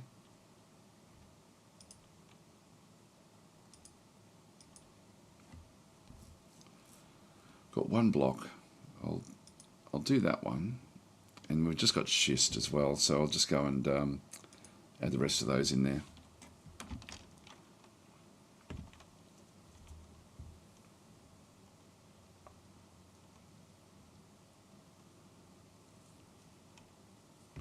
The military, we now put them off, or we want them now to come up and help to lug things around.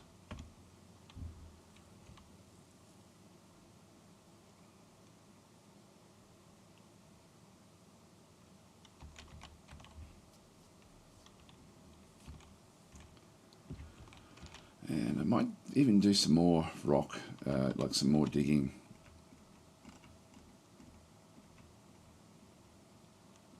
Where was it? It was around here somewhere.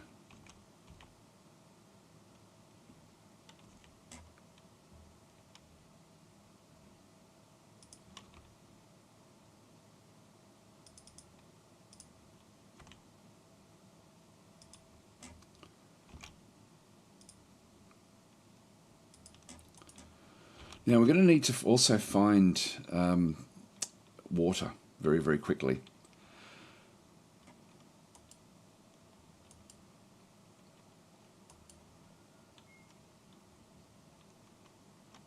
Yeah, so I'll let them continue on just for a little bit longer there, and we'll just go back up the top again and just build some basic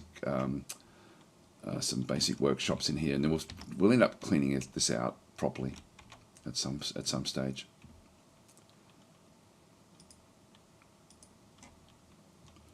We'll start with the carpenter.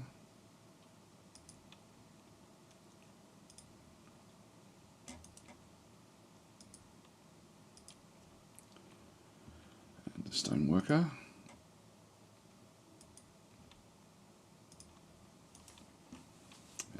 Drafts Dwarf as well.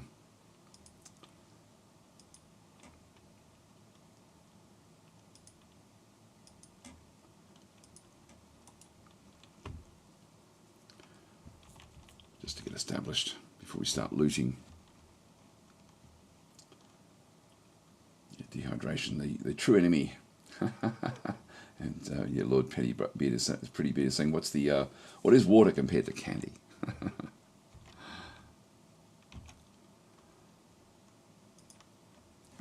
going to need to get some beds. Oh, we need to get some wood, actually. Do we have wood outside? That's the next question. No, we don't. Okay, so we are definitely going to have to make use of the cavern layer. I'm not seeing any wood out here at all. Alright, so, well, that makes life a bit more difficult. Let's go further down to the first of the cavern layers.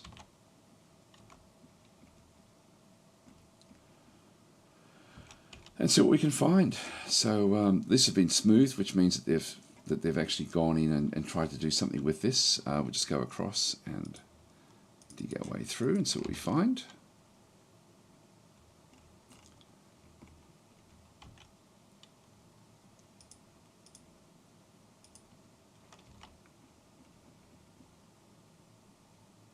That's it. The expansive cavern. I'm not seeing any blue. Oh, yes, I am. I'm seeing a bit of blue, but that's actually not the blue that we're looking for. I'll just leave that one there. Goes back up to this location. At least we've got wood down in here. We're not seeing water though. So that's not good. Oh yes, there is. There we are. There we are. We've got water there.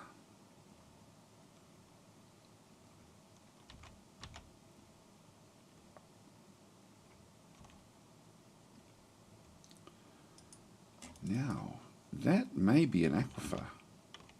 What's this? Conglomerate, yeah, this will be an aquifer. If we have a look at this. This is, I think if we end up digging this out, we're going to end up with we can get water that way if we have to.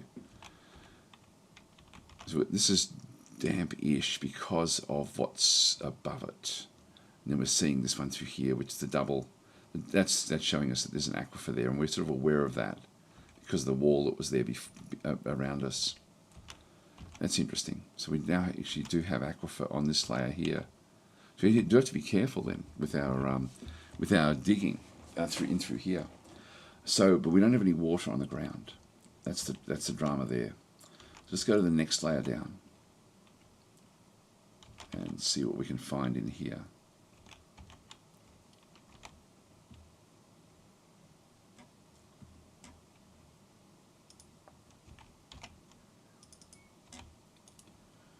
This is slate.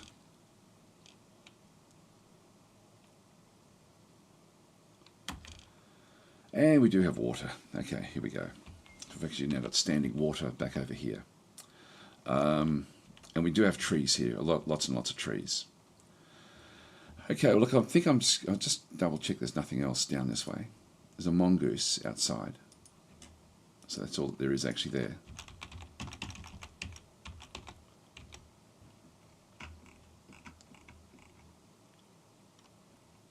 Well, let's go and start chopping these trees down.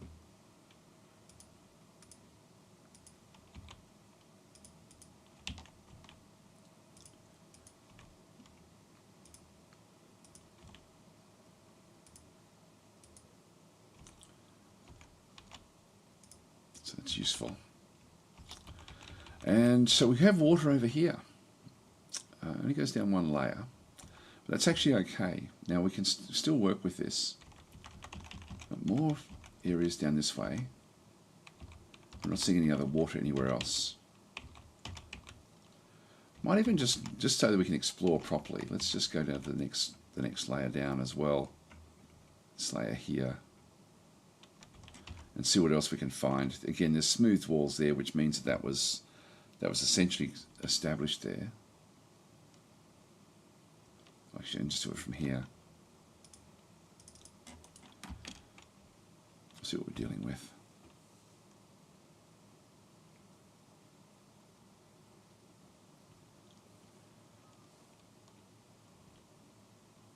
Might as well have it all mapped out for us. Nope, that wasn't it. It's interesting. I would have thought that would have gone through to the next layer.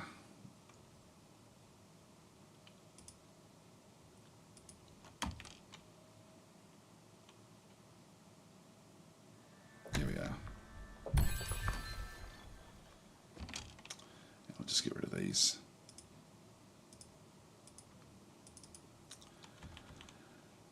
Okay, so this is the bottom layer, and we've seen lava there. So we've seen the top of a lava spout through that side, a cave blob backing through that side as well, and no other water. All right, but at least we do have water. So we'll, I mean, we've got water on that middle layer.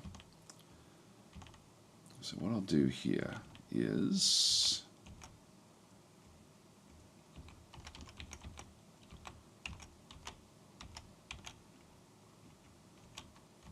so that's where we are there. I'll get them to block this off.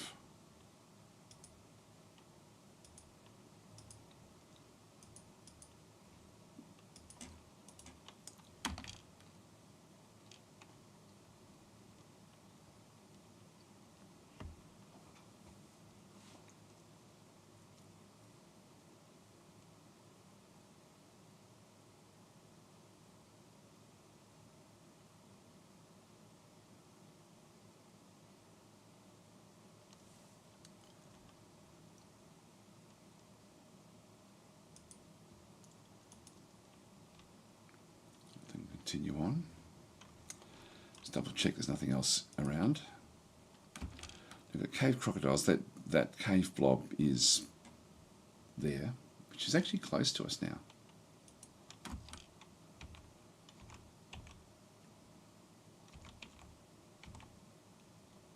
Oh no, it's not too bad.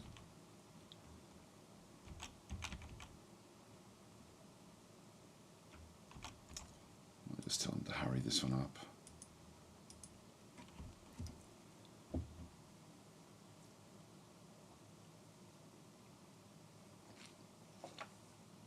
Let's see what else we're dealing with. Oh, a troll. I didn't see that. This is out here. All right, so we've now got, this is going to be dangerous. If this gets inside, we've got some problems here. I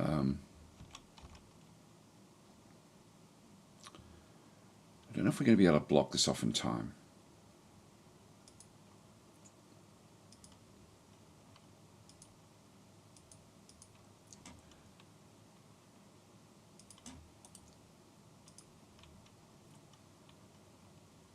Make that a top priority.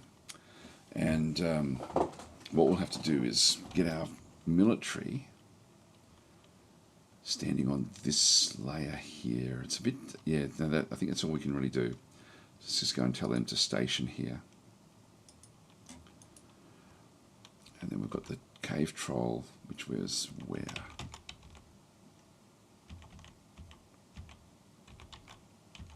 There it is there. It's moving off.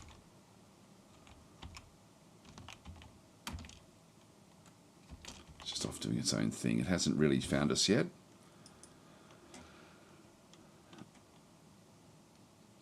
Poor spatial sense. It's doing its own hunting, but if it can find the opening, it will then take us on. Just keep looking here, because if it does come back, that's where we're going to see it.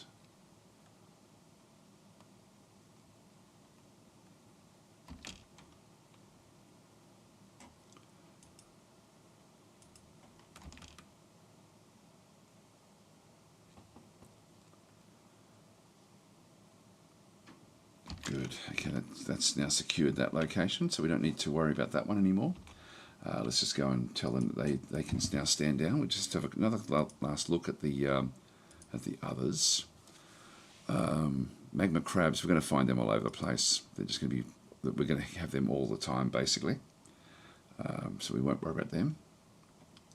Now the lava does go down a fair way, but that's okay. We won't worry too much about what we're seeing through there. The next one that we've got, blind cave ogre.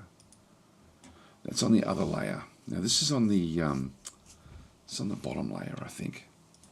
This one's dangerous as well. And this is actually the one where we are trying to get things done down in here.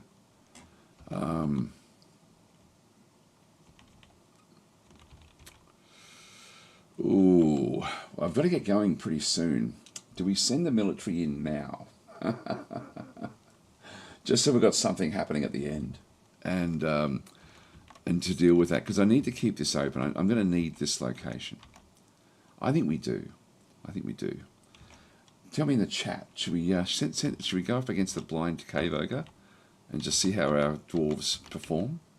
It'll give us something for the next session to have to go and cope with, if that's if we want to. You kill that troll, says orangutans. All right, well let's go and get our force into here. So orangutans, I'm not sure what you're laughing at because you're part of this as well. So we're going to go and hunt that particular blind cave ogre. We're just going to go and first of all go and tell them to go and stand here. Now Began will be the last one in. There's orangutans. No, he's gone off to get something else. There's Klingzog. Here comes Began. We'll wait for orangutans. Here comes the cave ogre. Just around the corner here. Okay, guys, here we go. And when they see each other, it's all going to be on. So, orangutans, where are you? It's going to station. It's coming from the top. Probably just had something to eat.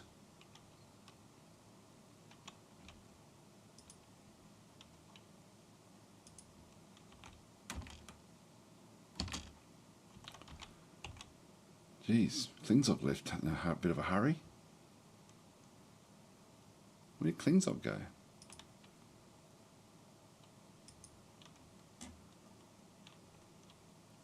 What on earth? What on earth did Klingzog do? Overcome by terror.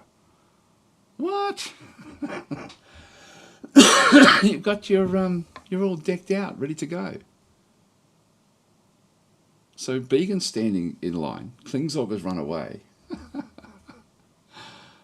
But you're on station. You know, this shouldn't happen. I'm sickly good with language. It's going to be Began on his own. Oh, boy. Okay. Well, if that's what it is, that's what it is. So one look at the ogre was like, nope. Yes, exactly right. So if we have a look at thoughts, terrified while in conflict.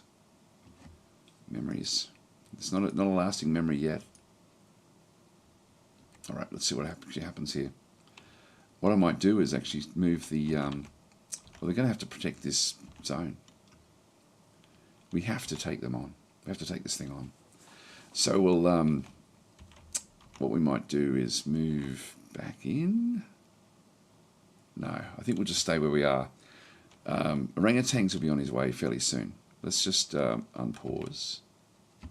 Began's now overcoming terror. Running away, but no, he's back going in again. So it's going to be Began on his own. Where's the things I've got to?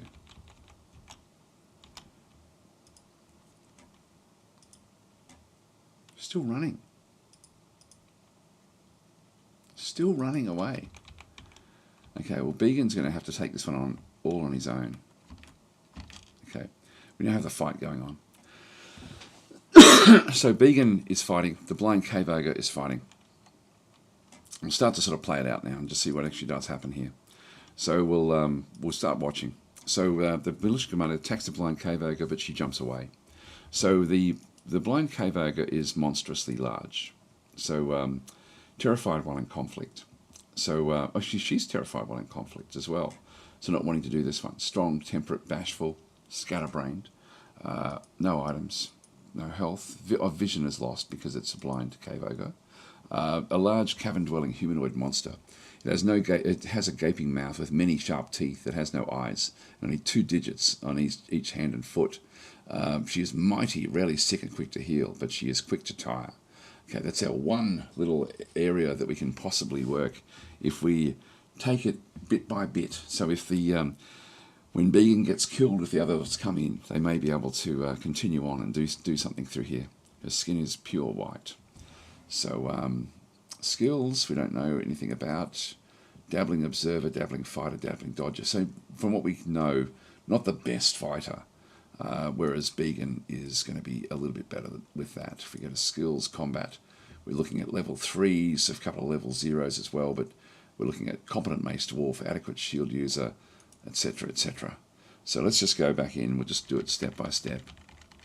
Now, we're seeing some jumping around and through here. I'm not seeing any blood yet. Okay, so the ogre took a swipe. The militia commander bashes a blind cave ogre in the right lower leg with the copper mace, bruising the fat. So it's got 1 bruise. So first point to Began. Maybe what we'll do is we'll do it from the cave ogre's perspective, because the others will come in fairly soon. We do it on pause, so I can just unpause the game and just let it run forward. Okay, bashes the cave ogre in the right lower leg, bruising the fat. Misses, attacks the blind cave ogre, but she jumps away. So Began is now working away the fear. So missing again, misses again, bashes the upper right arm, bruising the muscle. So bruising doesn't mean anything. The cave ogre attacks the militia commander, but he jumps away. Bashes the cave ogre in the head, bruising the fat. It did twist the neck. A slight crick in the neck. That's all it's going to take. Attacks the militia commander, but he jumps away. Now, if the cave ogre lands 1 solid hit, Began is dead, basically. Won't die immediately, but if Began ends up on the ground, or if the cave ogre charges at Began and the others aren't there to help, it's going to be very, very bad. We'll just do a few more and then we'll have a look. Yeah, it's exactly what's happened. Sorry, I shouldn't have said anything. The cave ogre charges the militia commander. The blind cave ogre collides with the militia commander, and Began is knocked over and tumbles backwards. So that's what we now see. We're seeing the little down arrows under where Began is. Where are the others? Let's see how close away they actually are. So Klingzog is coming back to station slowly. Dragging her heels. How far away are you? There's the fight there. Still a fair way. And what about the other? What about orangutans? There's orangutans close by. What are you doing? It's going to station at the moment. But why would it deviate off to go down there? Actually, while we're here, let's just go and dig out more of this. I don't know why it's gone there. That doesn't make sense. Again, in no great rush to come and join the fight. And we need the others there. They really need to be there. All right, so we're still some distance away, a long distance away before orangutans gets there. All right, so Began, you're on your own. Let's just do a few more of these. Okay, Began's back on his feet, which is good. Okay, so we've got, and stood up straight away. So knocked over, but jumped up to his feet. Now we have to be careful. Like, Began is healthy. He is weak, which means he's probably going to tire quickly. And that's actually a problem. This is a fight. I must press on, he says. So what was the other one? What did Klingzog say? What was the statement? You must never forget true loyalty. Oh, that's so good, isn't it? You must never forget true loyalty. Repay it in full. Well, I'm sure Began will in future conflict. He'll leave you alone to handle it yourself. And of course, what is the current thoughts of orangutans as well? See what his thoughts are. I'm good. He's good. He's away from the fight. He's doing well. So he's been pestered by flies, which annoys him. And, of course, Began's being pestered by blind cave ogres, which is even more annoying. But Began is at least putting up a fight. The others are not. Okay, we'll just go back into the cave ogre. So she's still terrified. Now, that may still work in our favour. Let's just go back again.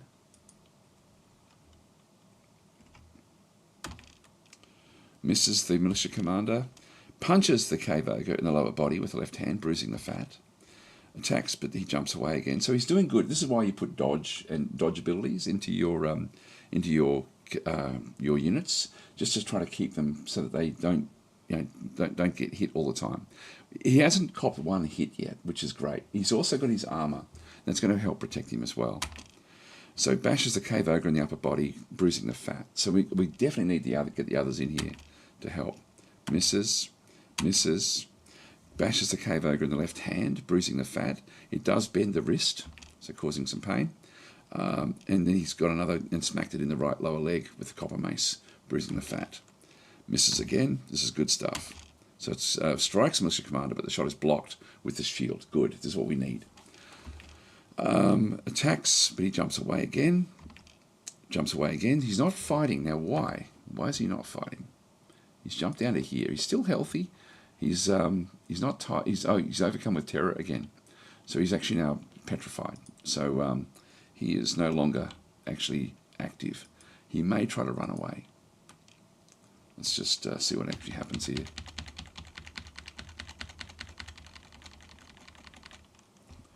He's being chased around.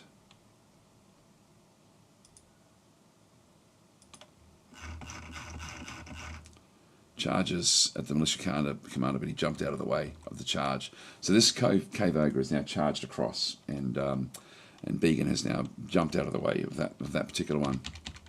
Still terrified. Moving back in again. I think we'll just go back to the cave ogre.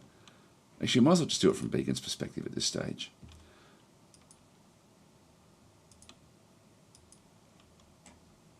And just make sure that it's on pause.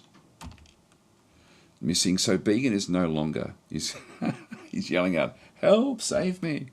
And Klingzog's going, true loyalty and all that. Yes, blah blah blah. So anyway, continue on. Help! Save me! Yeah. So still absolutely petrified. Jumping away from the attacks. So these are sort of wild swings coming through there. So Clara is saying, how do you do frame by frame? The full stop key will do frame by frame.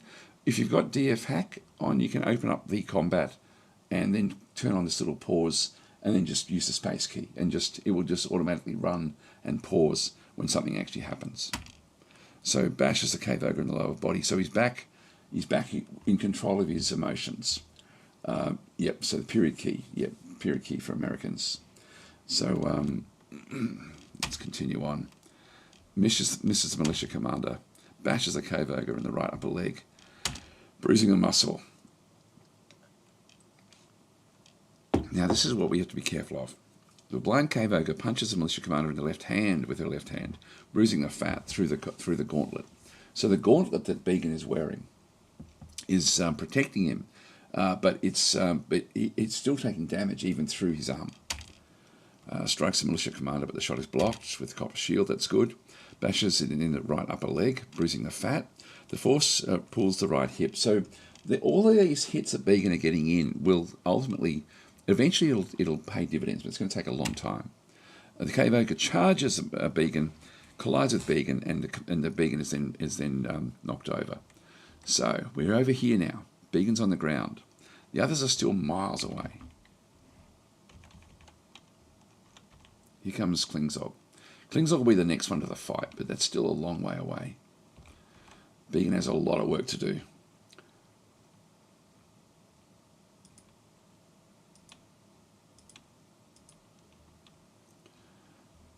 Sometimes it just got to make sure that you keep that one on going through there. Stood up straight away. That's good. Began's bouncing back to his feet. Misses. bashes in the right hand, bruising the skin. So it's only light bruising. It's nothing breaking. Now, normally with smacking something with a copper mace or something like that, you're going to be doing damage, but not in this case. Attacks but jumps away. He attacks and she jumps away. Misses. Shot is blocked. Okay, bashes the cave ogre in the upper arm, bruising the muscle. Again, he's knocked over. And strikes the militia commander, but the shot is blocked. So he's on the ground. Shield comes up, blocks the shot, and then jumps back to his feet again. Now, this has got to start to be tiring Began out fairly soon. We have to be careful. Misses. Punches the Began in the right leg with the left hand, but the attack is deflected by the copper greaves. Again, just armor, but that's okay. Deflections are fine. Uh-oh. This is where we don't want to have things happening. So the Brian Cave Ogre punches the militia commander in the right lower leg with her right hand, bruising the muscle through the copper high boot. The force pulls the right knee, and this part splits in gore. So a ligament has been torn and a tendon has been torn. The militia commander falls over. It's the end for Began. So you can see there's blood everywhere now. We've got Began's blood in around everything. So this is, Began. Kel is the name of the dwarven name. So now on the ground, stunned and bleeding, experiencing mortal fear. This is not good. So Began the crippled, yes. Well, he was already slow anyway. But where's Klingzog? Still not seeing Klingzog. Klingzog may actually end up becoming too overcome in fear to come back and do this. In fact, what I'm going to have to tell them to do is to go and kill this cave ogre. Your job is to kill this. Confirm. Kill the blind cave ogre. So for the future fighting ogres should use blades. Yes, we've got blades. Began doesn't. The other ones have got spears and an axe. I think is the other one that I think we're using an axe with one of them. So it just gave them different equipment. We'll look at Began's perspective again.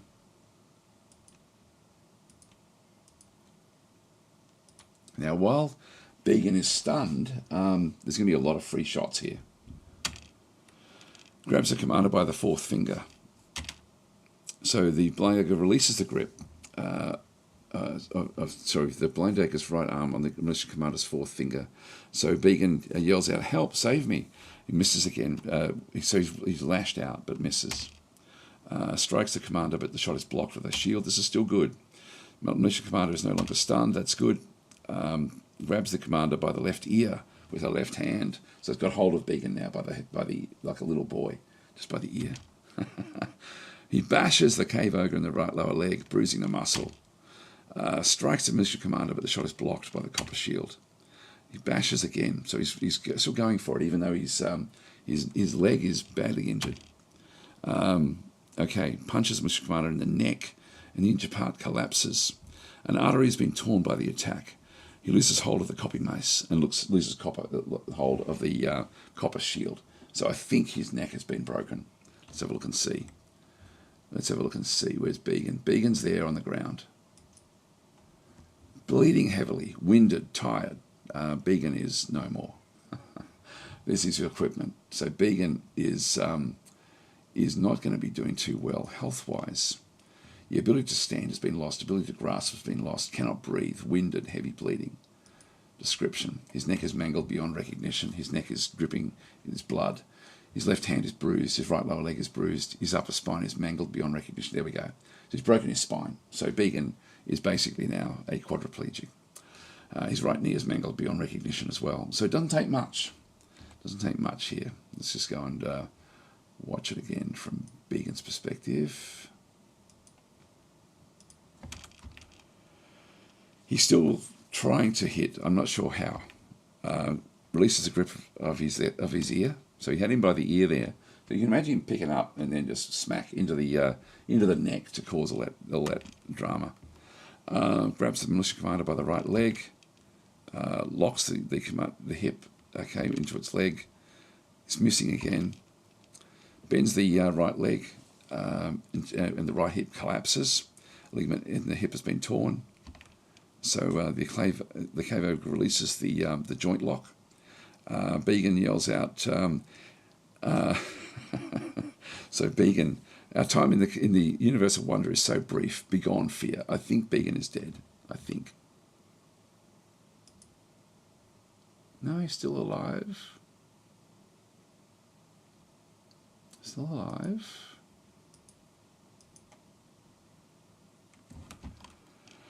Hits the upper body. Injured part is torn apart. Artery has been opened by the attack. Began has been found dead. So Began is our first death in the fortress. Okay, so we're going to have to ban Began. Do you get any Began saying the ogre will choke on me? Well, you're the first one out, Began. Sorry. So 30 minutes. And where's the others? He was found running out of blood. There we are. So Began has been ejected from the game with that death. So Alert has been found dead. So he's found dead straight away by Klingzog of all people.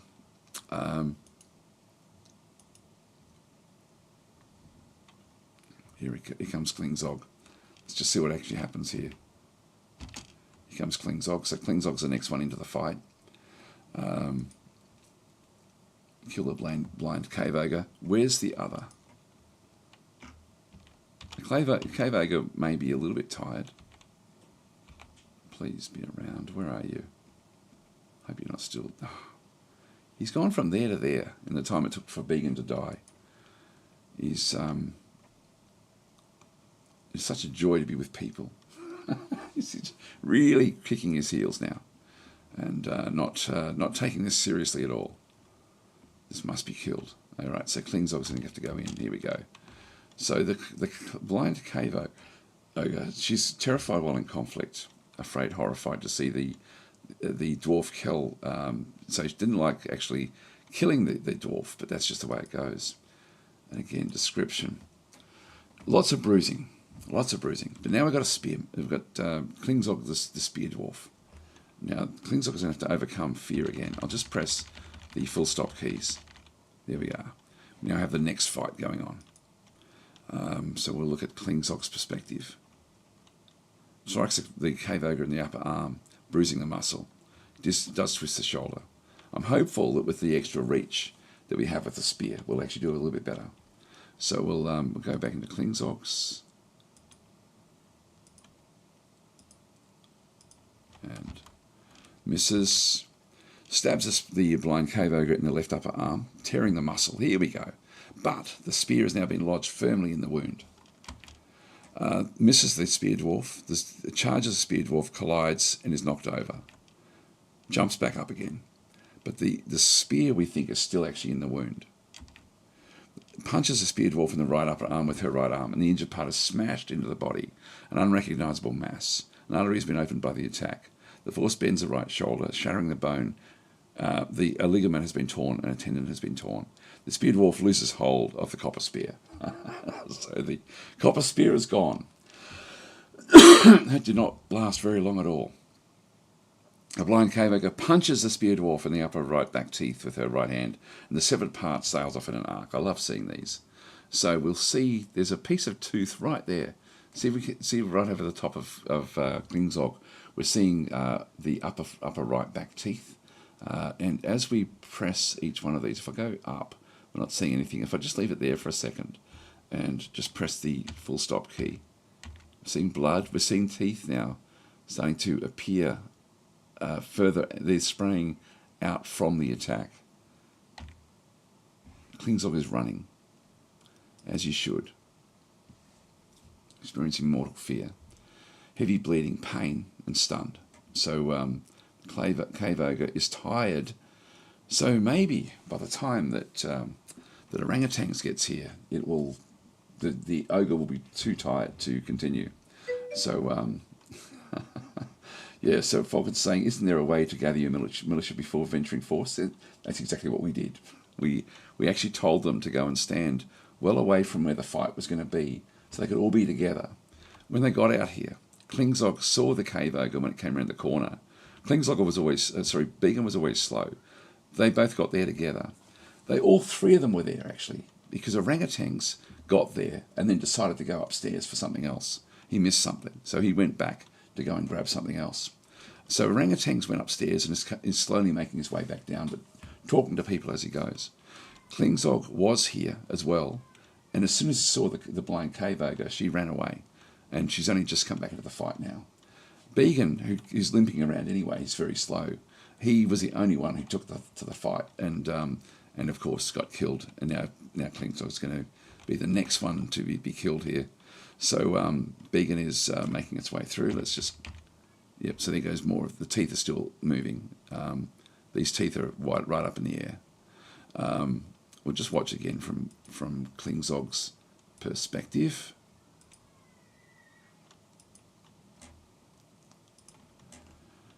And yeah, attacks but jumps away. Attacks but jumps away. No longer stunned. Yelling out, "Help! Save me!" Misses. Can it end so quickly? Begone, fear. So I mean, Klingzog can't use one hand. Really, just going to be there and just going to be chased around and hope that that at some point Orangutans gets there. Jumps away. Misses. Strikes the blind cave ogre in the right lower arm with a copper shield, bruising the fat. So is using the shield as effectively as she can. Scratches the left cheek, tearing it. So it did pull the head, so that's good. Charges again, tumbles over. Stands back up again, good. Shot is blocked with the shield. Misses. Attacks the blind ogre, but she jumps away. Attacks back, misses. Strikes, but blocked by the shield. That's all we've got left is a shield. Misses, back in through there, bruising the fat. Is no longer stunned. Misses. Strikes. Charges, but the spear dwarf jumps away. Strikes the blind cave ogre in the right hand with the copper shield, bruising the muscle. Strikes in the lower arm, bruising the muscle again. Charges, but she jumps away again. This is good. Remember, the ogre is now getting tired. So the spear dwarf strikes the blind cave ogre in the right hand, bruising the muscle. Did pull the rest a little bit, but nothing much. Strikes the blind cave ogre in the right lower arm, bruising the fat. So at the moment, Klingzog is doing okay. Attacks the blind cave ogre, but she jumps away. Strikes there in the right upper arm with the copper shield, bruising the muscle. Jumps away. We really need Klingzog in. Oh, here we go. The blind cave ogre bites the cave dwarf in the first finger left hand, but the attack lances away. The force pulls the left hand, but it does tear apart the muscle, bruising the bone. An artery has been opened. The spear dwarf loses hold of the copper shield. So basically, the copper shield has now fallen because of that nip to the hand. This is where it's all going to get pretty crazy now. So this is no longer where the fight is. The fight has now moved all the way up to here. And so we've now got a fight going on. There's the shield that's just been dropped. There's the teeth on the ground now. The shield was left over here. Managed to run up to this other point. Where is Orangutans? Orangutans needs to get here.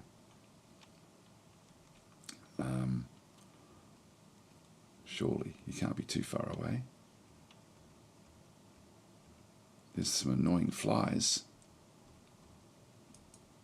He was here. That's where he was last that we saw him.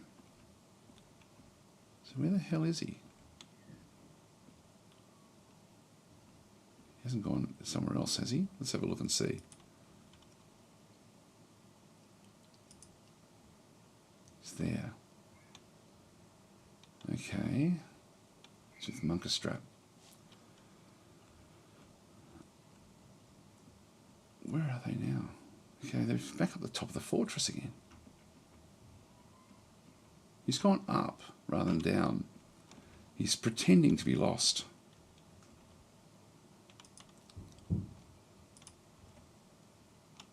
Everything's all right. Well, if everything's all right, then everything's all right. We don't have to worry. So Orangutans is not having any problem at all.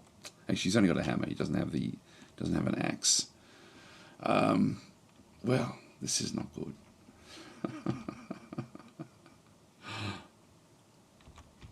Let's just unpause it and just see what actually happens here. Now, the cave ogre seems to be the cave ogre is now running away. It is tired. Klingzog is tired and bleeding. Still trying to kill off this ogre. Have a quick look and see what actually has happened. just when we unpause that. Oh, wow. Okay, it then bit the cave ogre in the upper leg, tearing the fat. Bites the cave ogre in the right lower leg, tearing the fat. And he yells out, "I've been injured badly. This leaves me so shaken." So she's actually, even after losing the shield, the 2 attacks that have come through have really been from Klingzog. So we'll look and see where we end up. So chasing the cave ogre. Now there's more biting going on, I think.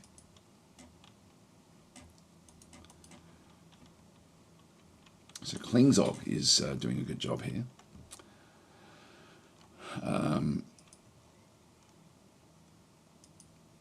They're both tired. Yeah, misses, jumps away, jumps away, jumps away, jumps away. It kicks the cave ogre in the hand. Scratches the cave ogre. You're getting some bruising coming through. Yep, so kicks the blind cave ogre in the upper body with her left foot, bruising the fat.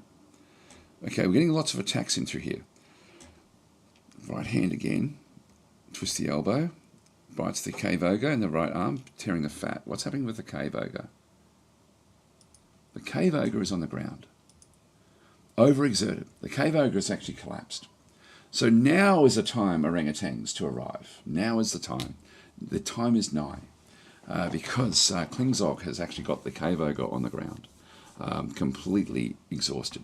And we won't be able to see anything. So we've got bleeding, overexerted, vision lost, ability to grasp is somewhat impaired.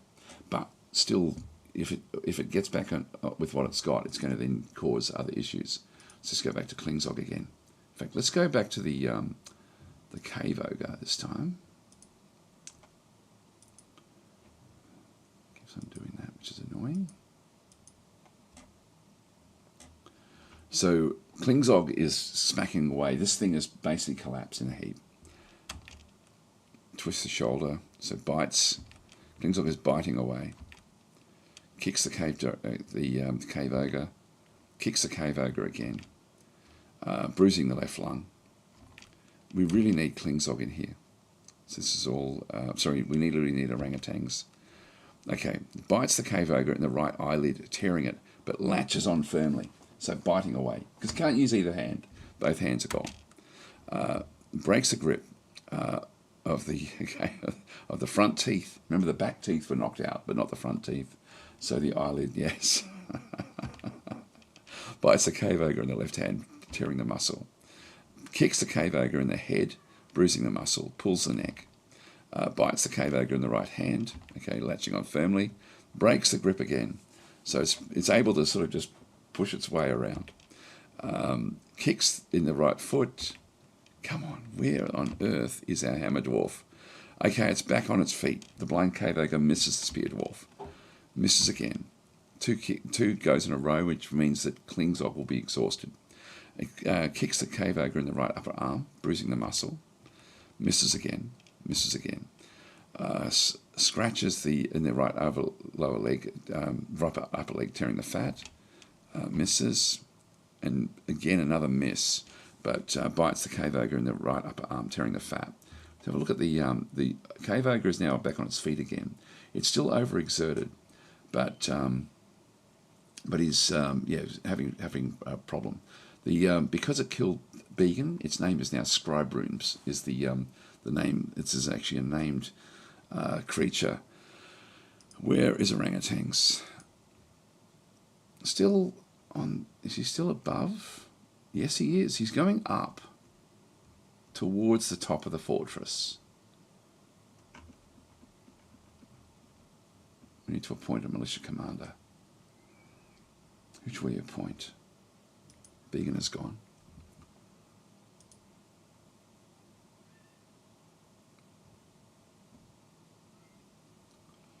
I'm guessing they'll still follow the orders. So resend the kill order. It's still got the kill order there though, and to do that I'm going to have to put one of these guys in charge. I'll put orangutans in charge because I think orangutans is really the only one that can sort of survive this, even though he doesn't deserve to be given this noble position. But as he said, everything's okay. There's no problem anywhere. It's not as if there's an emergency going on.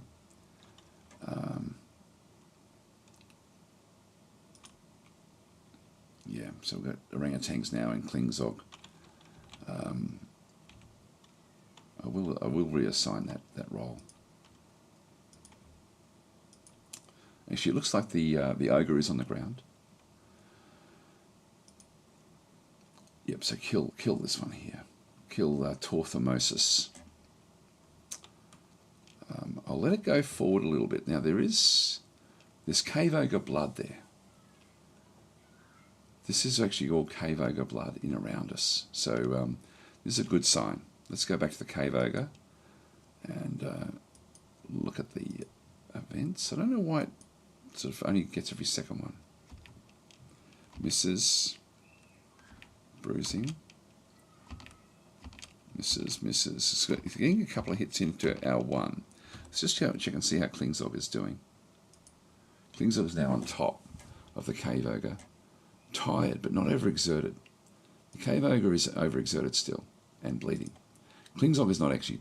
Klingzog's just got broken arms and stuff. If we have a look at the ability to grasp has been lost, motor nerve damage.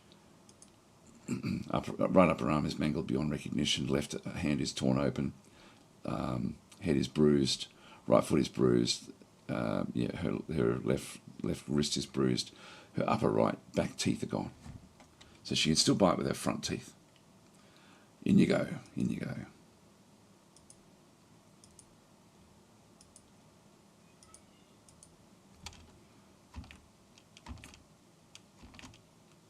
Bites in the nose, tearing the cartilage. Latches on firmly. Oh, okay, the blind ogre has now passed out from exhaustion. So now we get free hits. So Klingzog, bite away. Shakes the... Spear Dwarf is now shaking the blind ogre around by the nose. Remember, it's by its teeth, so Klingzog with its front teeth has now grabbed the nose and is now pulling it around. So Sever's saying maybe make block on the downstairs tunnel to finalise this. Well, if it's passed out, it's going to give us a lot of free hits. So we should have tearing apart the nose, the skin. Where kicks the blind cave ogre in the head, bruising the muscle. Bites the cave ogre in the head, tearing the fat. Latches on firmly. So it's now trying to bite through the actual head now. We have to kill it. Shakes it around. It's going to get tired. Bites the cave ogre in the head, tearing the fat. Kicks the cave ogre in the head. Nothing enough to do any damage. We really need a weapon down here. Spear Dwarf shakes it around by the head, bruising the skin. So there's will be lots of this. Spear Dwarf. Now Klingzog will be getting tired here as well. Shakes the blind ogre. Yep. So just try to bite it as much.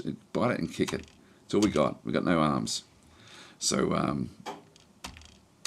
back in through there, through that side. Still going.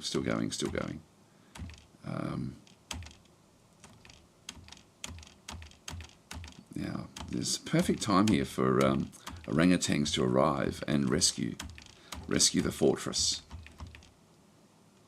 Okay. The blind cave ogre eventually regains consciousness. So hardly any damage done with all of that. Attacks the Spear Dwarf, but she rolls away. Now she's rolling away. They're both on the ground, overexerted. Now Klingzog is basically out of action. It's now time for the cave ogre, who is stunned. So not really able to do much. But this is a fight for the ages. Scratches. Attacks the Spear Dwarf, but she scrambles away. Misses. Kicks. Bites in the lower leg. Latches on firmly. Misses. Breaks the grip. Attacks. Okay, scratches again. grabs the spear dwarf by the backpack, bites the spear dwarf in the lower left leg, but is deflected by the copper high boots. Luckily, kicks the cave ogre in the upper body, grips that one through there, misses, scratches the blind cave ogre, twists the shoulder, where we go. The cave ogre is getting more hits in now than what the spear dwarf is, so Klingzog is in trouble here. Latching on firmly again, just with the biting. That's all we can do until breaks the grip, releases the grip. Yeah, that's okay. Oh, the blind cave ogre grabs the spear dwarf by the first toe. Okay, it's no longer stunned. Bites the spear dwarf bites again, tearing the left cheek. Latches on firmly. Bites the spear dwarf in the lower arm, bruising the skin. Breaks the grip of the spear dwarf on the so it had its tongue. Oh, in the tongue, there we go, tearing the left cheek. So it has actually bitten its tongue. The spear dwarf scratches the blind cave ogre in the upper arm. Well, I've got to say, bruising the skin through the gauntlet. Scratches again the neck. We really need to get the hammer dwarf down here. Releases the grip. Pulls the ankle. Bites the spear dwarf in the head, bruising the skin through the copper helm. So luckily the copper helm saved her. Kicks in the upper arm. Attacks, scrambles, scratches in the right foot. Where are we now? Still here. There's blood everywhere. This is all ogre blood everywhere, actually. So Klingzog is unscathed here. The Klingzog took the damage here.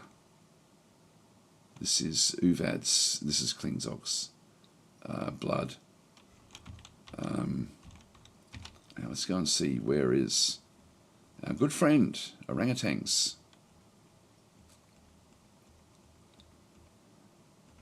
It's not orangutans.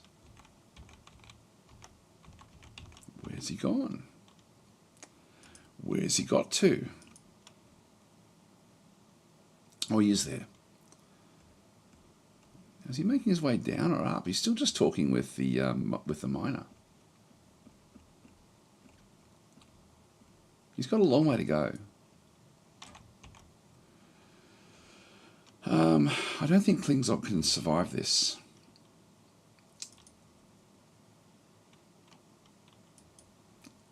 I wonder if there's a keyboard shortcut to do this.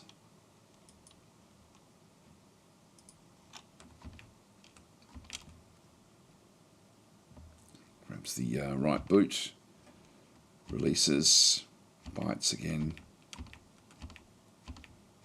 Just keep it going forward a little bit. Yep, so it's tearing Klingzog's ligaments, and now there's a lot of stuff going through. Grabs the backpack. Still getting kicks in though.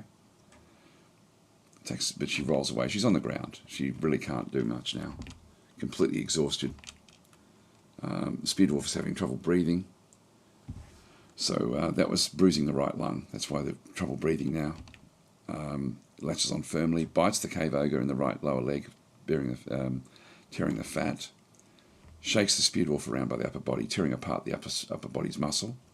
An artery has been opened up in the attack, so we'll now see Klingzog's blood around the place.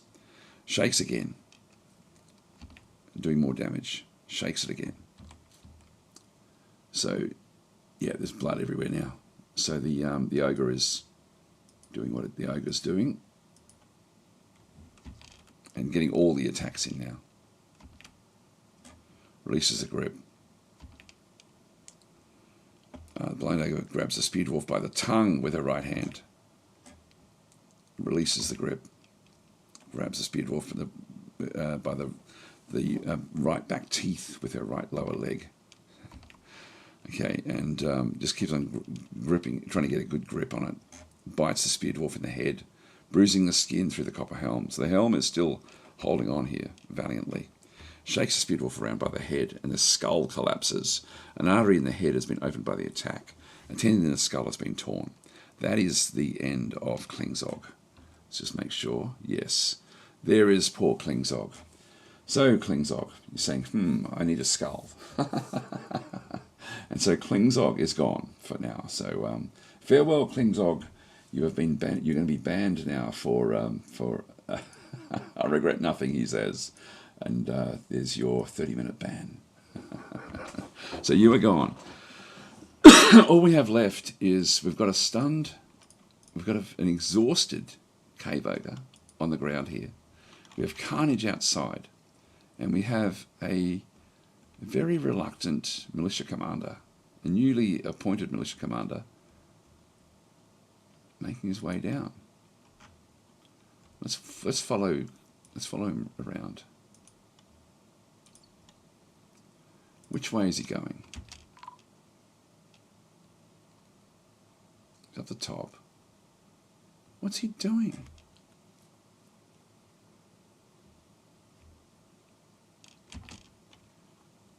He's ditching all of his feet, all of his stuff.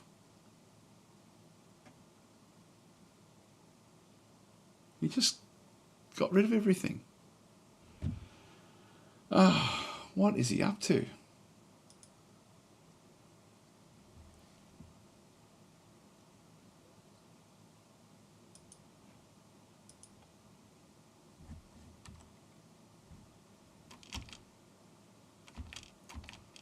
Now where's he going? He's got no clothes on. He's going to pick up other equipment. Right, let's just follow him and see what he gets up to. There's another cave ogre. So he's come out in the nude to go and pick up vegan stuff. He's decided he likes vegan stuff better than his stuff. All right, well, we'll watch. There's a second cave ogre that's now arrived. So he's come out here. I thought he was maybe going downstairs. What on earth is he doing? He wanted the other equipment. Well, you're in luck. We'll see what happens here. So this is now what's happened just in that little bit that's gone there. It's missing him. Now remember, he's got no clothes on. I'll just let it go forward and we'll see what actually happens here. So he's punching away, but as long as they miss, he's okay. But he's completely naked. Punches again, misses. As soon as they get one, charges, but he jumps away. He's not weighed down by armor. Maybe that's the whole point. So it's a second second ogre blind as well. Yes, these are blind cave ogres. That's what they are. Misses the militia commander, attacks the blind ogre, but he jumps away. Grabs the militia commander by the first finger, but he manages to release the grip. Punches again. It's only going to take one hit and he is dead. Misses. Charges, but he jumps away. He's much more agile with no clothes on. In we go again, bruising the muscle. Okay, so the ogre charges the militia commander and collides with him, and the commander is knocked over and tumbles backwards. So the orangutan is now saying, "Death is all around us. This is truly horrifying." Stands up, attacks the blind cave ogre, but jumps away again. Maybe Began, he thought that Began had something that was going to be useful as a in his role as the militia commander. Maybe he sort of needed the authority of Began's armor or something like that, and weapon. Charges, knocked over again, stands up, misses, punches. He's only punched. That's all he can do. It's really just a matter of time until one of the ogres manages to actually get hold of him. Yeah, here we go. The blind cave ogre bites the militia commander in the right foot, tearing apart the fat. There's no way that orangutans can survive this now that he's got rid of all of his equipment. He got rid of his clothes as well. The blind cave ogre kicks the militia commander in the right cheek with his right foot, bruising the skin. Twists the head, tearing apart the muscle. An artery has been opened in the attack. A tendon in the skull has been torn. So orangutan then sort of says, "Help, save me." charges again, is knocked over, grabs the militia commander by the right lower leg, locks the militia commander's right knee into that lock, bends the commander's right lower leg with his arm, and the right knee collapses. So orangutans can no longer even move. Ligament in the right knee has been torn open, tendon has been torn. The militia commander punches again. So to have a look and see what's going on here. He's down here now, towards this other one that's still on the ground, unconscious, overexerted. That was the easy kill. You just had to go down with your hammer and smack it in the head a few times, and you would have been done and dusted. But now you find yourself stunned, in pain, heavy bleeding, and health-wise, you can't stand, you can't grasp anything, completely naked. Items. All you've got, all you're wearing is blood. That's all he's got on him. Health-wise, the description. Head is torn open, head is gushing his blood. Right foot is cut open. Yeah, so he's got nothing. Began's back already. Wow. Okay, well. It's been half an hour of just watching this incredibly incompetent fight. So the other ogre is healthy. Anyway, let's see what happens here. Let's see what happens. So we're punching back. We're punching up. It releases the lock on its leg. Help save me again. Well, you're the last line. Grabs the commander by the upper back teeth. Punches again. Releases the grip. Punches the militia commander again, and so in the lower body. Okay, so it's now punched the lower body, and the injured part explodes into gore. So an artery has been opened in the attack. So and unfortunately, orangutans has now been found dead. So that was it. That was a killing blow, not to the head this time, but to the body. And so mangled corpse lies splattered on the ground there. So that was terribly bad, terribly bad. Yeah, the fort is over. Those ogres will finish the rest off in short order. Well, what I'll do is I was going to call it quits here anyway, but orangutans, you regret nothing as well. It's important to be sociable and then to go into your fights with no clothes on. So orangutans, you are out for your half an hour. Began, I should ban you a second time because that was your command that you hadn't trained him well enough. No, I'm only joking. But anyway, let's just see what these ogres do. They're wandering off. This one's still on the ground. There's nothing we can do now. Oh, there we are. Here comes Dwarf. Dwarf's on the ground. What's Dwarf trying to do? No job. This ogre is now tired and injured and is moving away. Dwarf will move. Is now terrified, I think. Nope, going to store an item. There we go. Grab the armor. Anyway, guys, I'm going to leave it here. I think I will start again. I was thinking as we were looking at this, that even though we've had this fight with the cave ogres, it's I think this actual fortress is probably too easy. We really should maybe sort of retire this fortress and then start again next week. And I'll honour the non-combatants to have new names in the new fortress, and so yeah. But that was good fun. That was a really good little fun interlude there with the attacks with all the carnage. There they are, the three heroes. One without any clothes, and the others sort of unfortunately destroyed. So next week we'll probably restart yet again. So we'll see how we go. But anyway, that was good fun. I did enjoy that a lot. It's always fun banning people. Anyway, guys, I'll catch you. I'll be back again, of course, over the coming days. And yeah, there's a lot of games coming out at the moment. So yeah, there'll be lots to talk about, lots to play. Thanks for watching, guys, and I will catch you. Well, if you're only here for Dwarf Fortress, I'll catch you next week.